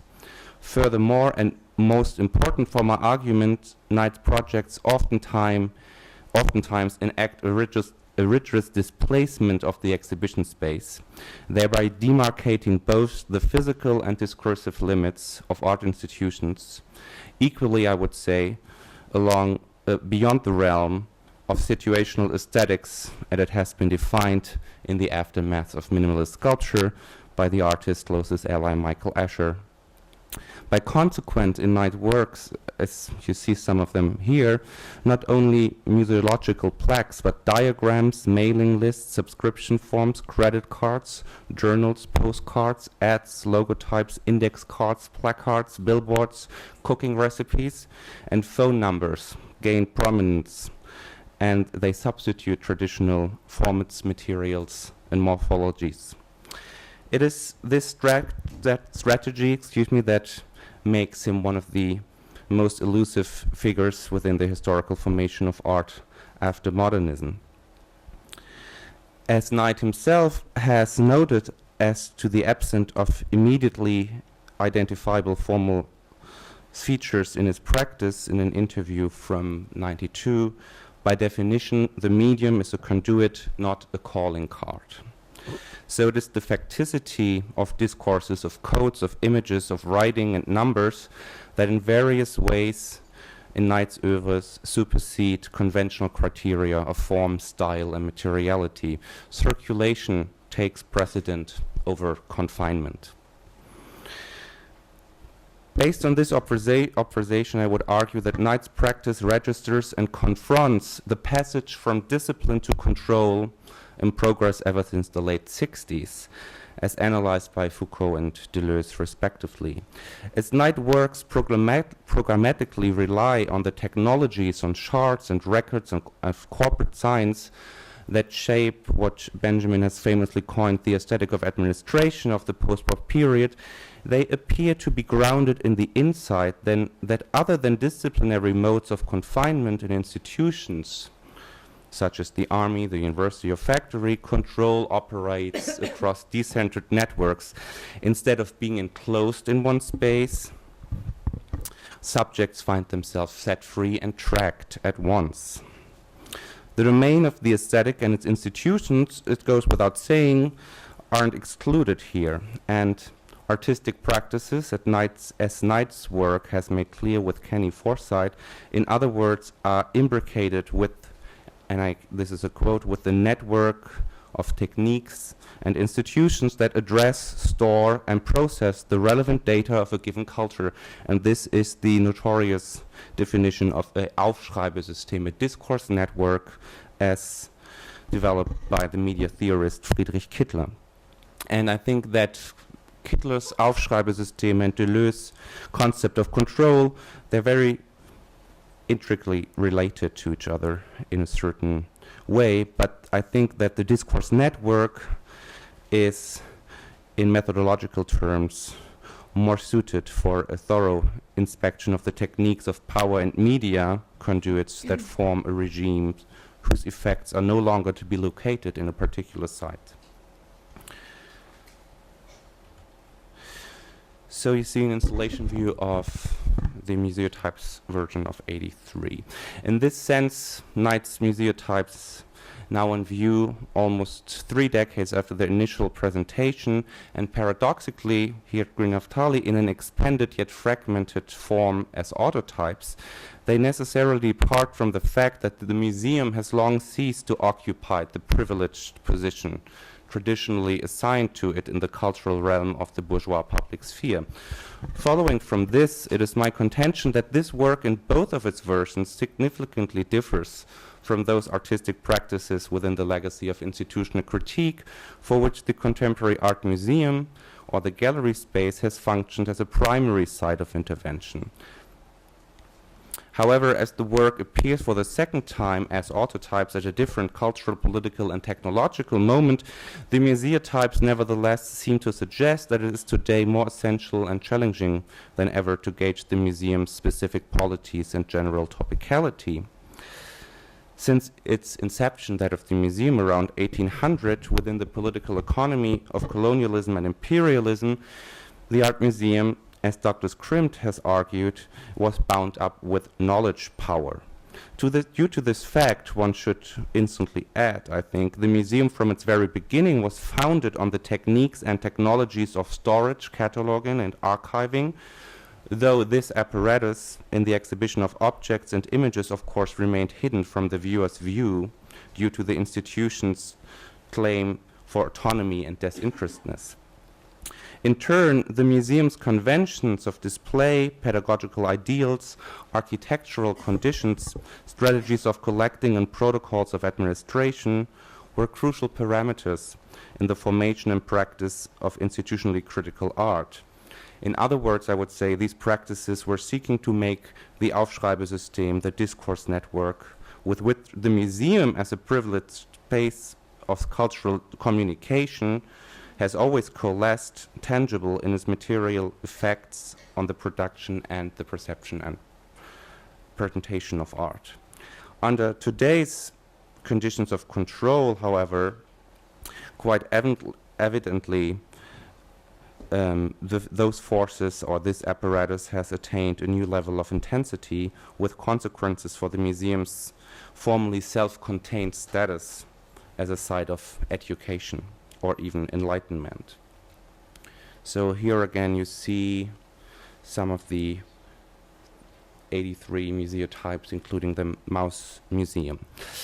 Against this backdrop, Knight's reconfiguration of the ground plans of 60 contemporary art museums as eccentric geometric shapes at the center of china plates had almost prognostic qualities when first conceived in '83. Then and now, I would argue, the ramifications of the museotypes, both for our understanding of the role of the museum, as well as the artistic methodology of institutional critique, are as complex as manifold.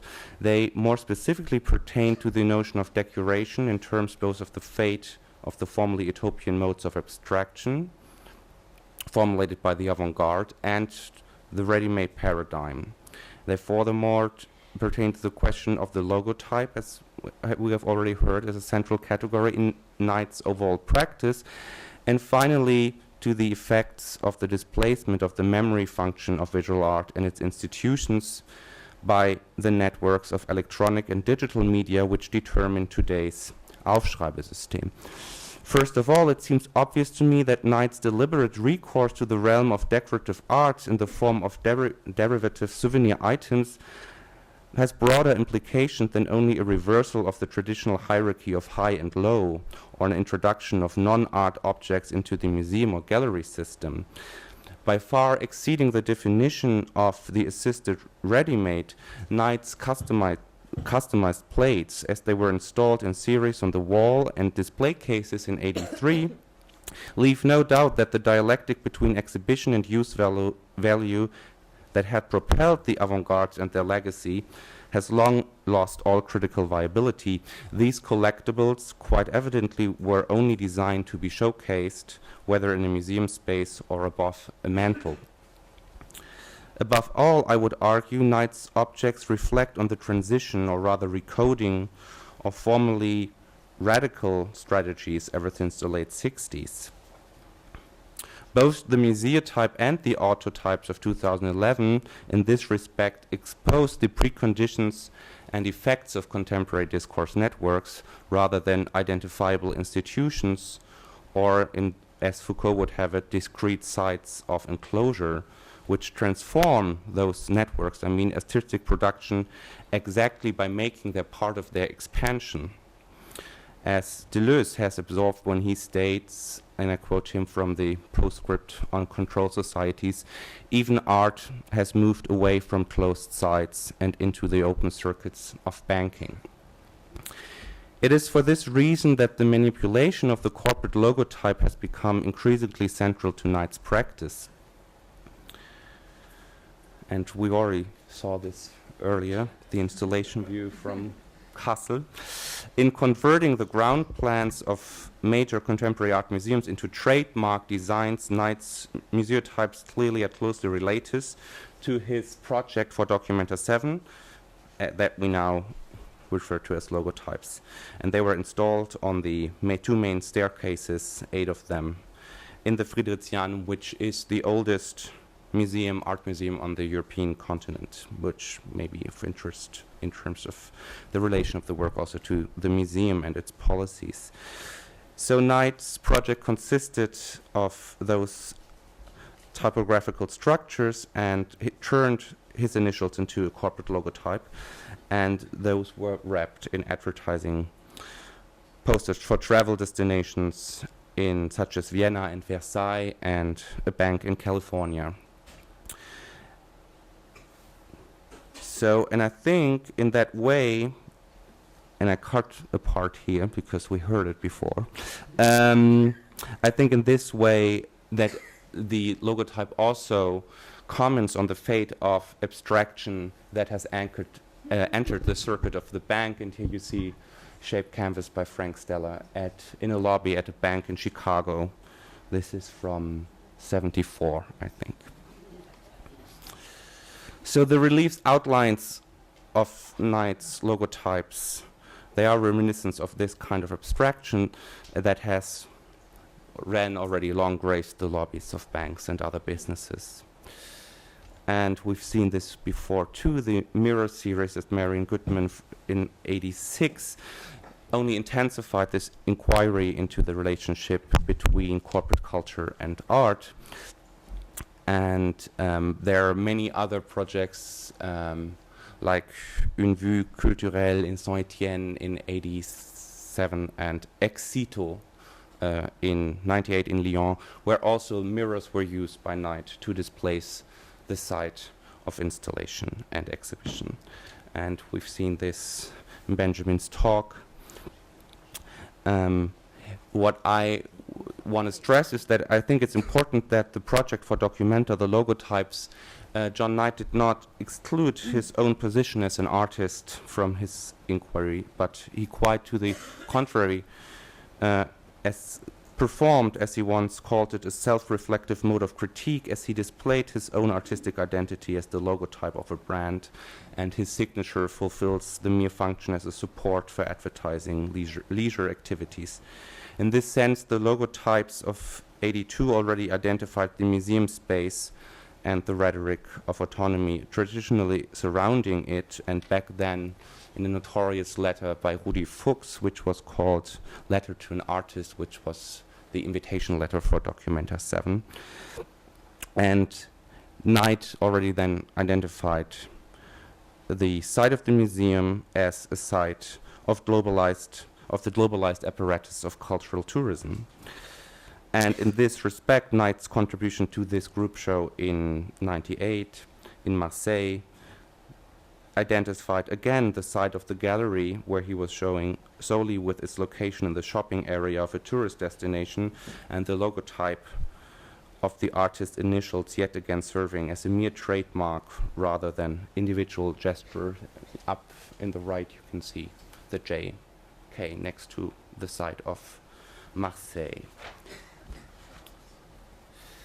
So, upon being invited to Documenta 7 by Fuchs, Knight initially had proposed 3 possible projects for Documenta 7 and one of them bears conceptual connections to the Museotypes. In his letter to Fuchs, Knight suggested to create a floor directory that, and this is not the one because it was not executed, this is a related piece. Knight suggested to create a floor directory that would be, and I quote from his letter, made up of 5 cast bronze plaques designed in an outline type form. The work will begin on the first floor with what would appear to be a standard floor plan type guide, and become more and more stylized as it ascends floor to floor until it ends with an overtly abstracted form diagram on the top floor. This work was originally planned for the Fridericiana Museum, but could be installed elsewhere if necessary. End of the quote. So already in this proposal, the specific site of the museum is dispersed into gradually abstracted modes of representation until it appears as a diagram charting spatial relations rather than the given building's tectonics. In Deleuzian terms, the museum in controlled society no longer is conceived as a form, as it still was the case under the condition of discipline, but as a modulation, like a self-deforming cast that will continuously change from one moment to the other, or like a sieve whose mesh will transmute from point to point. This is a quote from Deleuze on modulation. In this regard, Knight's proposal for Documenta 7 extends the process of abstracting the ground floor of an interior as he had already conceived it in 77 in, this is what we see, the untitled, the Don and Marine Campbell diagram, from a domestic to an institutional space.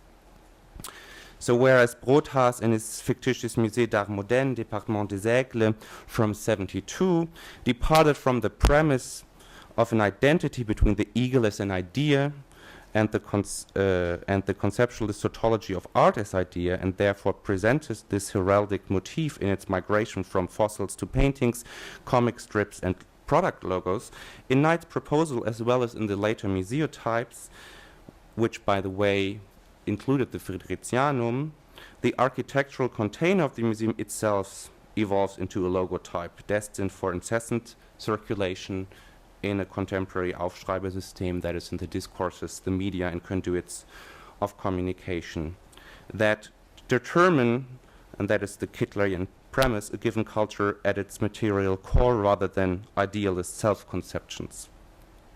Related to such a radically changed status of the museum, Brandon Joseph has rightfully argued, I think, and I quote him, in place of a succession of discrete objects within an historical enfilade, the Contemporary Art Museum functions only as only a temporary node within a global network of artistic circulation. So this is the show now on view at Greene Naftali of the autotypes. This diagnosis, the one that the museum is only a node within the global network of artistic circulation, I think can be seen as one of the premise of Knight Museotypes and the autotypes. And it has, of course, ramifications for the museum's traditional role as a memory, as the archive of the historical record of a given culture's aesthetic achievement. It is crucial in this respect that Knight has chosen commemorative plates, I think, as the medium for his reflection on the institution's state of transition. Was it once the museum's official task to address, store, and process the most relevant data, to appropriate Kittler's formulation, it, in light of Knight's project, would seem that exactly this formally unmediatory power itself needs to be remembered today, albeit reduced to the abstract shape of a logotype on a bone china plate. The Contemporary Museum cannot but appear as a mere node in a network whose discourses and techniques once brought it into existence, but under the current regime of control and regulation by far exceeds the possibilities of storage, the modes of experience, perception, and communication of any art institutions. The circuits of electronic and digital media mock any exhibition, as Kittler has exerted in his essay from '96, The Museum on the Digital Frontier. And in closing, I will quote a passage from that text by Friedrich Kittler.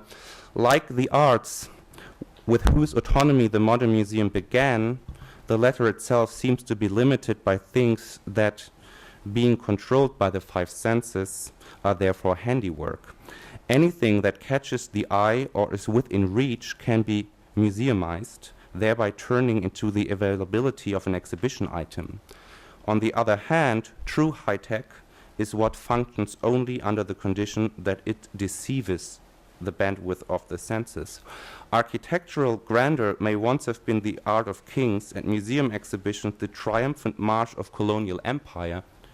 Today, however, the empires that derive their strength from miniaturization and imperceptibility, which still appear to have no bounds.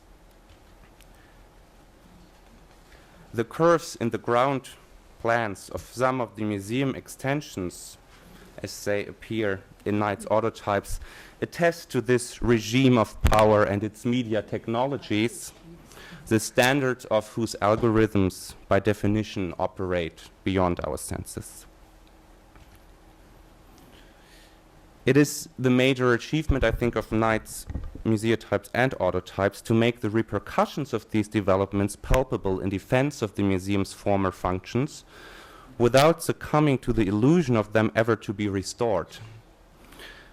However, as Knight's practice continues to demonstrate while transmuting from one node to another, the museum still can be, if only tactically, reclaimed as a site of critical intervention by exposing it to its very own claims of permanence, local embeddedness, and ownership. And that is then exactly with recourse to a notion of site specificity based on material and physical inscription techniques that has long been unrooted by the ruling machinations of discourse networks. When invited to participate in a group show called The Artist Museums at the Museum of Contemporary Art in Los Angeles in 2010, Knight's response was to have this title carved into a cornerstone of the institution's existing architecture. As Knight notes in his initial proposal for what is called the elusive topology of myth, the work deliberately combines, and I quote, a sign of civic recuperation with a nod to restorative aesthetics. And despite its appearances, this work too can only exist in situ because it accounts for the museum as modulation. Thank you.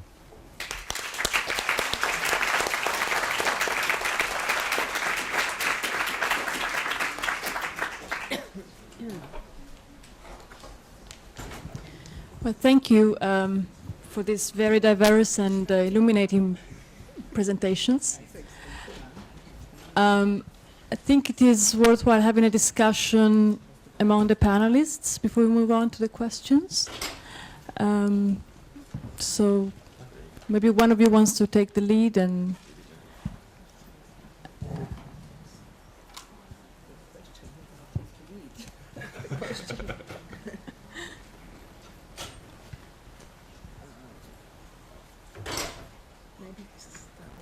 Maybe the audience has some From the questions? Don't you think? Because it's There's an audience. Yeah. Well, this piece at the end is really, I mean, this I really like a lot, this work. And it kind of compensates for the fact that I kind of missed more of his work, you know? Mm-hmm. Like, I know his work for a long time, and in you know, so many artists do so many works, and he did so little. So my question is, maybe if you artist, whether this is part of his strategy, because as we have seen with the speakers, almost, you know, you have difficulties to find, you know, to diversify, like to find different corners, and so this is a new work, you know. It's just so radically little. Whether this is part of his strategy as an artist to make relative work, but I think this is fantastic. It compensates, or it makes me at least happy. You want to answer that, Annie? Yeah, I don't know if I can answer it, but I might just disagree a little bit. I don't think I mean, he hasn't done hundreds and hundreds of works, but it's a different kind of work. So if you want to just talk about autotypes or museotypes, you could make it into 120 works, 60 and 60 or whatever it was, 65. But that's sort of silly to say. But I mean, it's a different kind of work when you have to relate to a site, do an installation. It's not just turning out canvas after canvas or object after object. And I must say, when I was thinking about my talk, and I thought, you know, there's so much to say. I don't even know if anyone heard me, but there was so much to say about so many other works. So, and which we couldn't possibly get to in one afternoon. So I would just say, maybe that's not a way I would have started out by asking a question. But I know you're the best question asker in the world, so I'm glad you started us off. I think Rainer now made a very good point, and I would like to follow up on this because I think it is a very accurate observation that Knight's extreme carefulness with which he chooses and develops a work is totally at odds with the fate of almost all the artists of his generation. And that is in and of itself not just an ethical position, which it undoubtedly is as well, but it is all the more important in as much as it takes the implications, the initial implications of site specificity further and more to the letter than anybody else, rather than making site specificity a basis of endless proliferation and iteration and production. I think Knight has figured out that it only remains a critical model if you develop it and redevelop it on each occasion anew and reposition it in each context, rather than take it as a matrix from which you can reproduce endless copies, so to speak.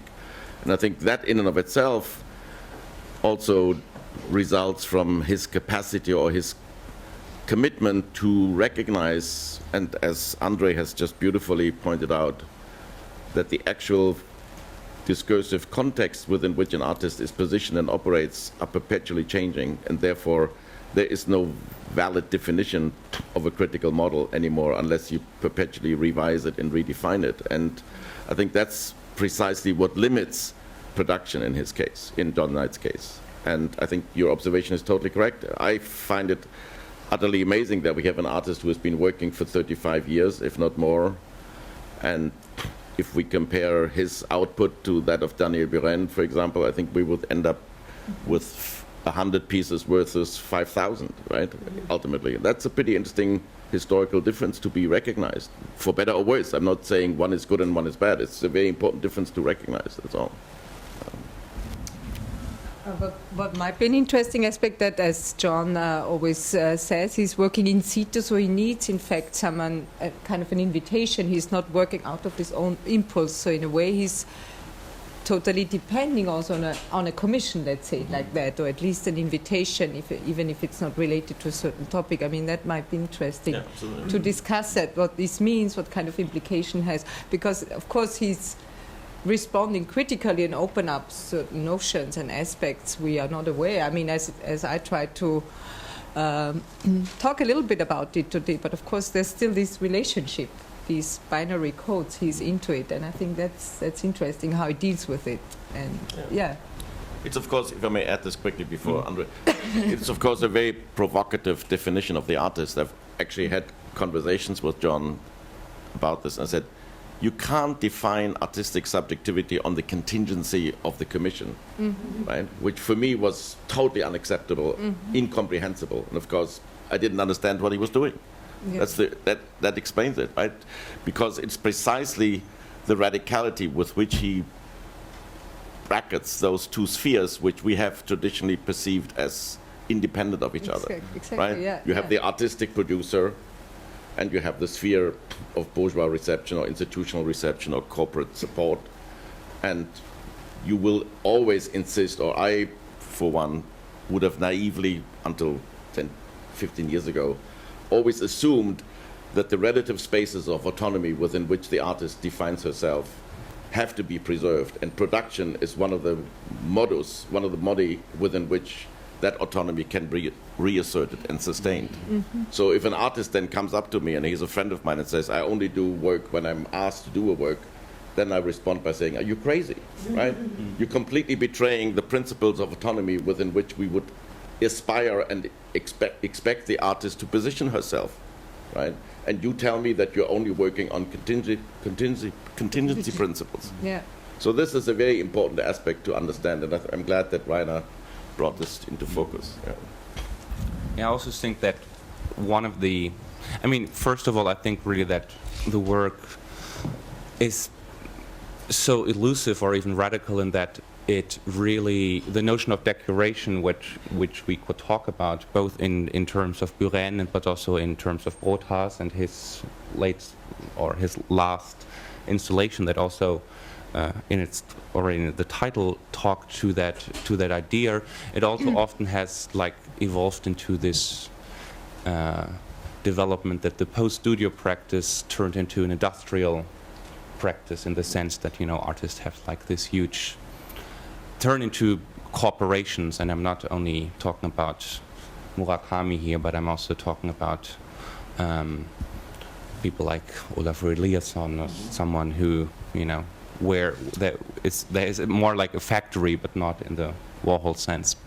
And I think that the other aspect to it is that it's very hard, because you were saying he works in situ and all this, and it's very hard to account for those forces in terms of a notion of site specificity, even if it goes beyond the traditional Sarah, to remove the work is to destroy the work, like this very post-minimalist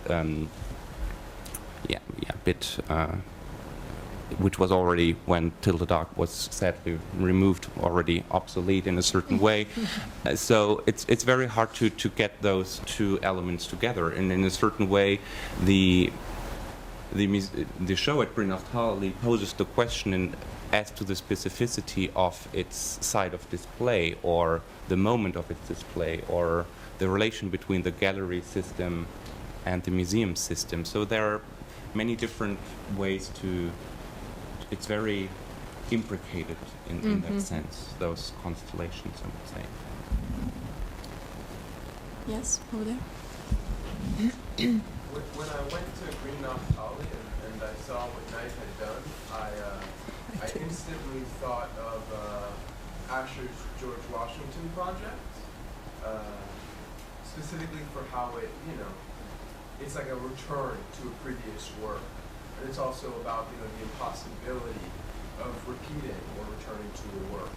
And so you all talked about, the signs interface with architecture, or the signs interface with an institution, the signs interface with a system. But I was hoping you could maybe talk about, the sign or the object's interface with duration and time and that conflict. Because, of course, that's a part of the magazine work as well.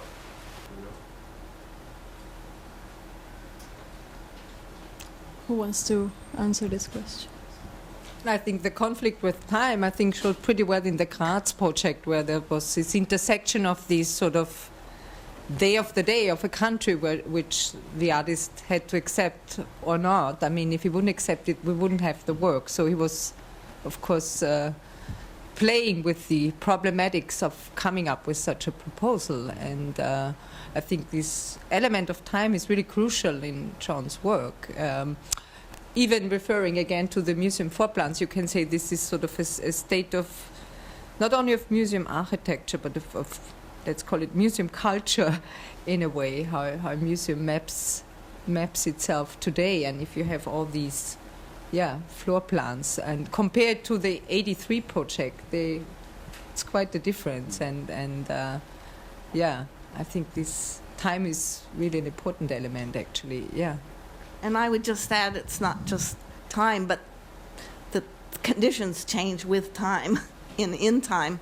So the Michael Asher piece, I don't know how many people saw either or both, but it involved Asher's moving the outside weathered cast of George Washington by Houdon, a bronze cast of the original Houdon marble in Virginia, into art gallery context within the museum, in a gallery of 18th century European art. And although it's American, Houdon is French, but American sign in terms of Washington. And while I was involved as a guest curator with with Asher's redoing the piece in 2005, and that was from 1979 to 2005, so that's quite some years. And in fact, the person helping with the curating had been born in the same year as the first Asher. So there is a lot about time, but it's not about the passage of time like maybe an Ankara or something, or some other. The George Washington had, I'll call him George, I feel sort of informal about Houdon sculpture, but had been cleaned, so it's no longer green. It was a highly polished bronze. And the gallery had disappeared, not the space of the gallery, but the way the gallery was hung, and the whole earlier collection of art had been hung. So there were a whole different set of problems and conditions, which is what made it interesting and somewhat of a different piece. And I don't know how to tie that in with Museu versus Autotypes for the moment. I would like to say something about this question, which I also was wondering in relation to the magazine piece. Maybe you can say something about the way, because I understand this is an ongoing project, the way this project reflects the changing of the time, perhaps, or has it evolved over time, and how so? Well, that's a question to the artist. I don't know when he did his last one. I only was able to create the list of you had, and you had quite some other examples, interestingly enough. But yeah, How it's changed? how it unfolds, how it relates to time. I mean, of course, he's not announcing it. He's doing it for a certain time. I mean, he's Well, the magazines have a different date. have a I mean, look, of course. Speaking of Encore again, Yeah, different look, sure. different. Well, I don't know the whole question of the recipient. Well, I mean, once, 50 years from now, maybe it won't mean anything. I mean, people will know names like Dan Graham and Daniel Buren and Michael Asher, but they're not going to know too much. Even Maybe nobody will collectors get magazines anymore. And that too, I was thinking of that, how maybe some people in the audience don't even know what a magazine is. I mean, that's going to happen maybe in 20 years, the way some people don't know what a typewriter is. I mean, so I've read. So I don't know how. Does anyone? Just a comprehensive question. For a while, these magazines, you know, like credit card companies, they just would send you, and you get it free for a year, and the second year you have to pay. That's why maybe some people got upset. Sure. And it was, and I had one which was very difficult to cancel because nobody, you know, but the bills are coming. And so I was wondering when we started this piece, whether this kind of marketing practice was already in place. Was that always in place like that? Always. So that they would send you free and then they start charging you. And you don't know how to stop. And I don't know, will you charge or will it stop or what it is, yeah. But it came in with the name John Knight, and then the Yeah. recipient's name, so it wasn't one's own. But very small below, Subscription. yeah, very So, I mean, cryptical, yeah. I mean, I did get the call, as I said, saying, why haven't you renewed? And they thought I was crazy when I said it was an artwork and I didn't need it more than that. But I was wondering whether Andre could clarify a little bit the aspect of the material condition of the china plates, as you suggested. And I thought that was particularly interesting because obviously that's a very troublesome dimension of the work for many people. And if I understood you correctly, you were saying that the derisive materiality of the bone china plates is in fact, and correct me if I'm wrong, almost an allegorical sublation of the destruction of the mnemonic dimension of the museum.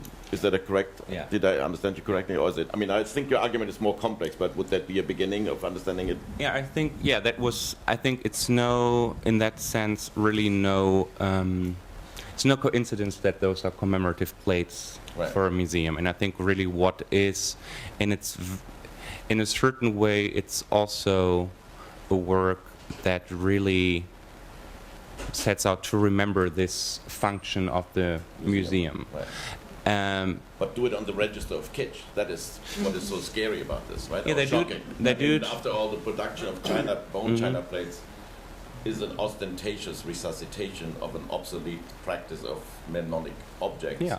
that is completely ridiculous, right? So there's a provocative dimension where one sees this at first. Yes, Where one says, what on earth is this now, Yeah. right? I mean, I have to say, I was very unaware of commemorative plates to begin with. But sure, I think there's this ironic, even humorous dimension to the work on its material basis. But what it points to really is that it's, especially in the autotypes now, I think it's a very interesting contrast between those computer-aided architectural designs and their porcelain. And in a certain way, of course, and those type of plates are, of course, too collected by museums. And if you look up the yearbook of the Art Institute for '84, you have like the list of decorative arts, and next to it American art, installation, John Knight museum types. But you know, you could easily just switch it given on the medium employed. So yeah, I think that, and the whole question, which of course this work can as little resolve as we, is really what I find interesting in the position of Kittler, is really to say, what if the museum was like on the level of media technology when it was founded, and all the devices used for archiving and storage were like on the level of this discourse network or Aufschreibesystem, what would the museum be? I mean, that's also maybe a question you're more concerned with than I have to be. What is the mnemonic function of the museum at a time in which, you know, the storage rate of computer sciences like doubles every 18 months, and so in a certain way this archival function is also one dimension to the work, even though I think it's of course important to also understand what we didn't talk about, or I didn't talk about, is in how far also the museum has changed as a tourist site and what comes with the museum, because I think in a certain way, and that would also be in terms of the redefinition of the museum, I think maybe what happened between '83 and 2011 is that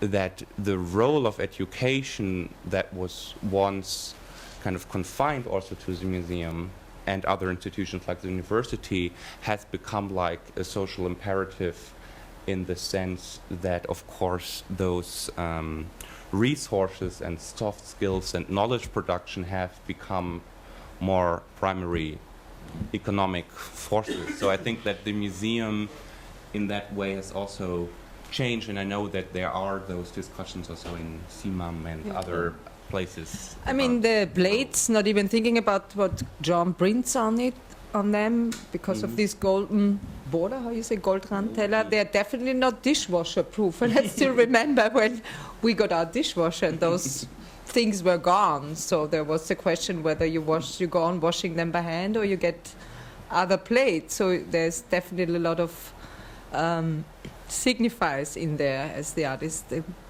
presenting it to us about, you know, from the analog to the digital, from the handmade to the industrial, all those implications, which of course we're experiencing this entire shift in the museum world, where education turns into entertainment and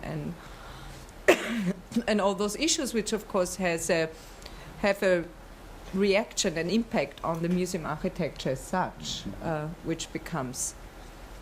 But the museum, to just comment on this one more sentence, the museum precisely in the current situation does not attempt to position itself in relationship to the new systems of communication, right? What the museum does by contrast is to intensify the spectacularization of the maximization of surplus value, right? That is what makes the secret of the museum's success at this moment so extraordinary, right? That the compensatory. Yes. Right? I mean, if the museum would actually try what the Kittler model suggests, it would have to abolish, first of all, the exhibition of recently acquired objects that have produced enormous increase in spectacularization and investment. Right? So that technological challenge that the museum faces can only be counteracted by intensifying the fetishistic nature of the work of art. I think I would agree and then disagree at the same time, because I think there are very different ethics involved in museums, and I think that I think there are also museums, if you think of the Reina Sofia, that are very actively thinking about pretty much turning themselves into large education institutions and founding universities, which I find equally problematic as the compensatory model you refer to, because the question would then be how this again relates to critical art practice at the moment in which education is something everyone has to go through anyway to be like a good post-Fordist worker. So then the question would still remain, what is the decisive difference as put forward by the museum as the side of education? But I, generally would agree, and I think There was a question over there. It's different meanings. I mean, if you mention the Aufschreibsystem for Hitler, I think this is only one little thing. I mean, no, I can't hear either. Can you speak up? what? Oh, is that mic? What about? Microphone?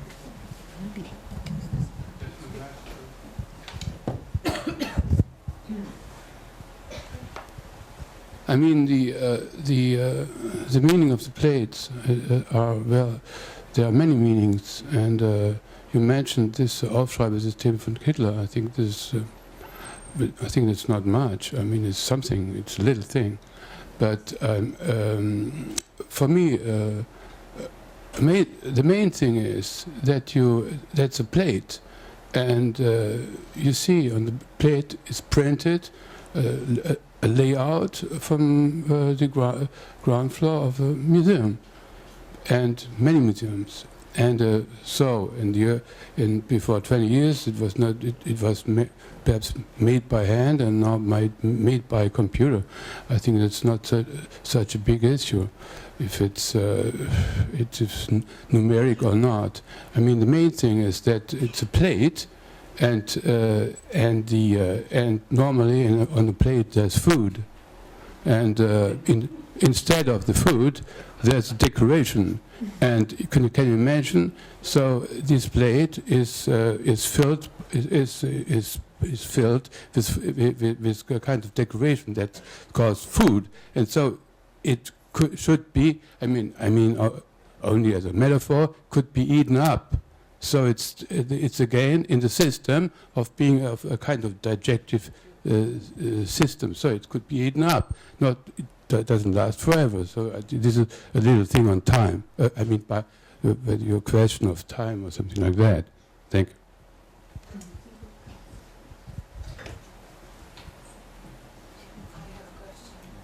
That's mostly for Andre Rothman. I'm loud enough, I think. I have a question mostly in reaction to Andre Rothman's paper, because you were bringing in at various points in your kind of discourse the question of privacy, civic kind of, discourse, displacement, and domestic space. And what I find really interesting that both with the plate is like a tourist souvenir, what you buy in a museum and take it home and put it in your private home, right? The plate, the commemorative plate as a tourist souvenir itself is crossing into the domestic space. And the journal is an oppressive, unsolicited, on behalf of the addressee, a quite oppressive kind of, domestic practice, right? I find that really interesting that, normally within institutional critique, and many of the speakers pointed to, does not involve that direct address of the private sphere or the domestic sphere or anything which has to do with the kind of intersubjective, relations. So I'm just wondering that I'm very, taken by that aspect of the work, and if you have anything to say about that.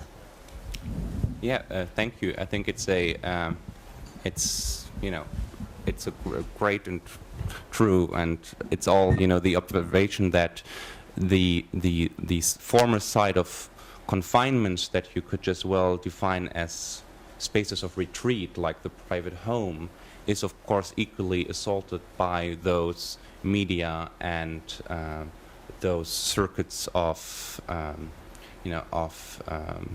different goods in a way that kind of keep Western societies going under certain technological conditions. And I think that in a certain way that was also what I was trying to get to in the sense when I kind of illustrated the unrealized proposal for Documenta 7 with the ground floor plan turning into a diagram that would more or less then appear to chart relations rather than represent the actual architectural structure of a place.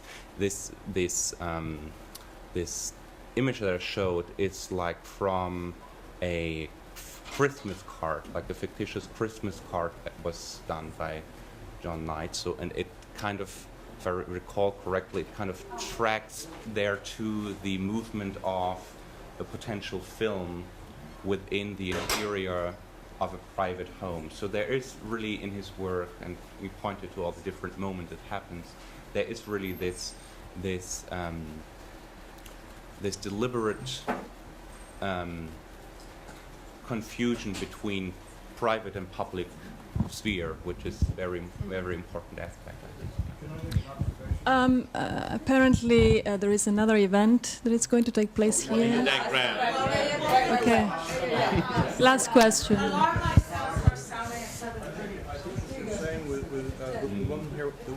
What you were saying was very accurate. It's kind of aggressive humor. And I think the main thing about museums is they're always changing their function. So the dishes are what takes place in the gift shop. I think the most important thing when I was in the Carnegie International, I used the lobby because it was a romantic pickup place. I think the museum, unlike Buren's idea that the museum is fixed, or maybe Michael Asher's that it's a fixed entity, I think every decade it changes. For a while, education was very important. Then I think it's mostly education for children in large groups was quite important in the 90s. In the 80s, with shows like the show in Münster or Documenta, or the Frocks, which used garden spaces in France in the 80s. I think that a museum as a site that people could visit with their families in cars, maybe camp out and see work as entertainment and as education in a bucolic situation, mostly in summer or weekends, was very important. The museum's always in flux. And I think John also is bringing something else with the use of knotty pine in the mirrors. He's bringing in the petit bourgeois culture and opposing it to high culture in a very nice way.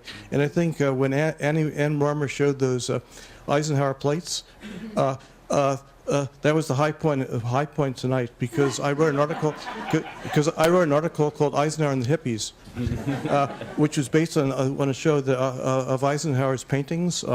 Eisenhower's paintings in the museum the museum in Columbus Circle. It was memorabilia and also that kind of kitsch. Unlike Adorno, I agree with Walter Benjamin. I think kitsch is very important for artists and for art in general. So we can't discount the fact that John is using kitsch in a very interesting way. But I guess we have to leave, right?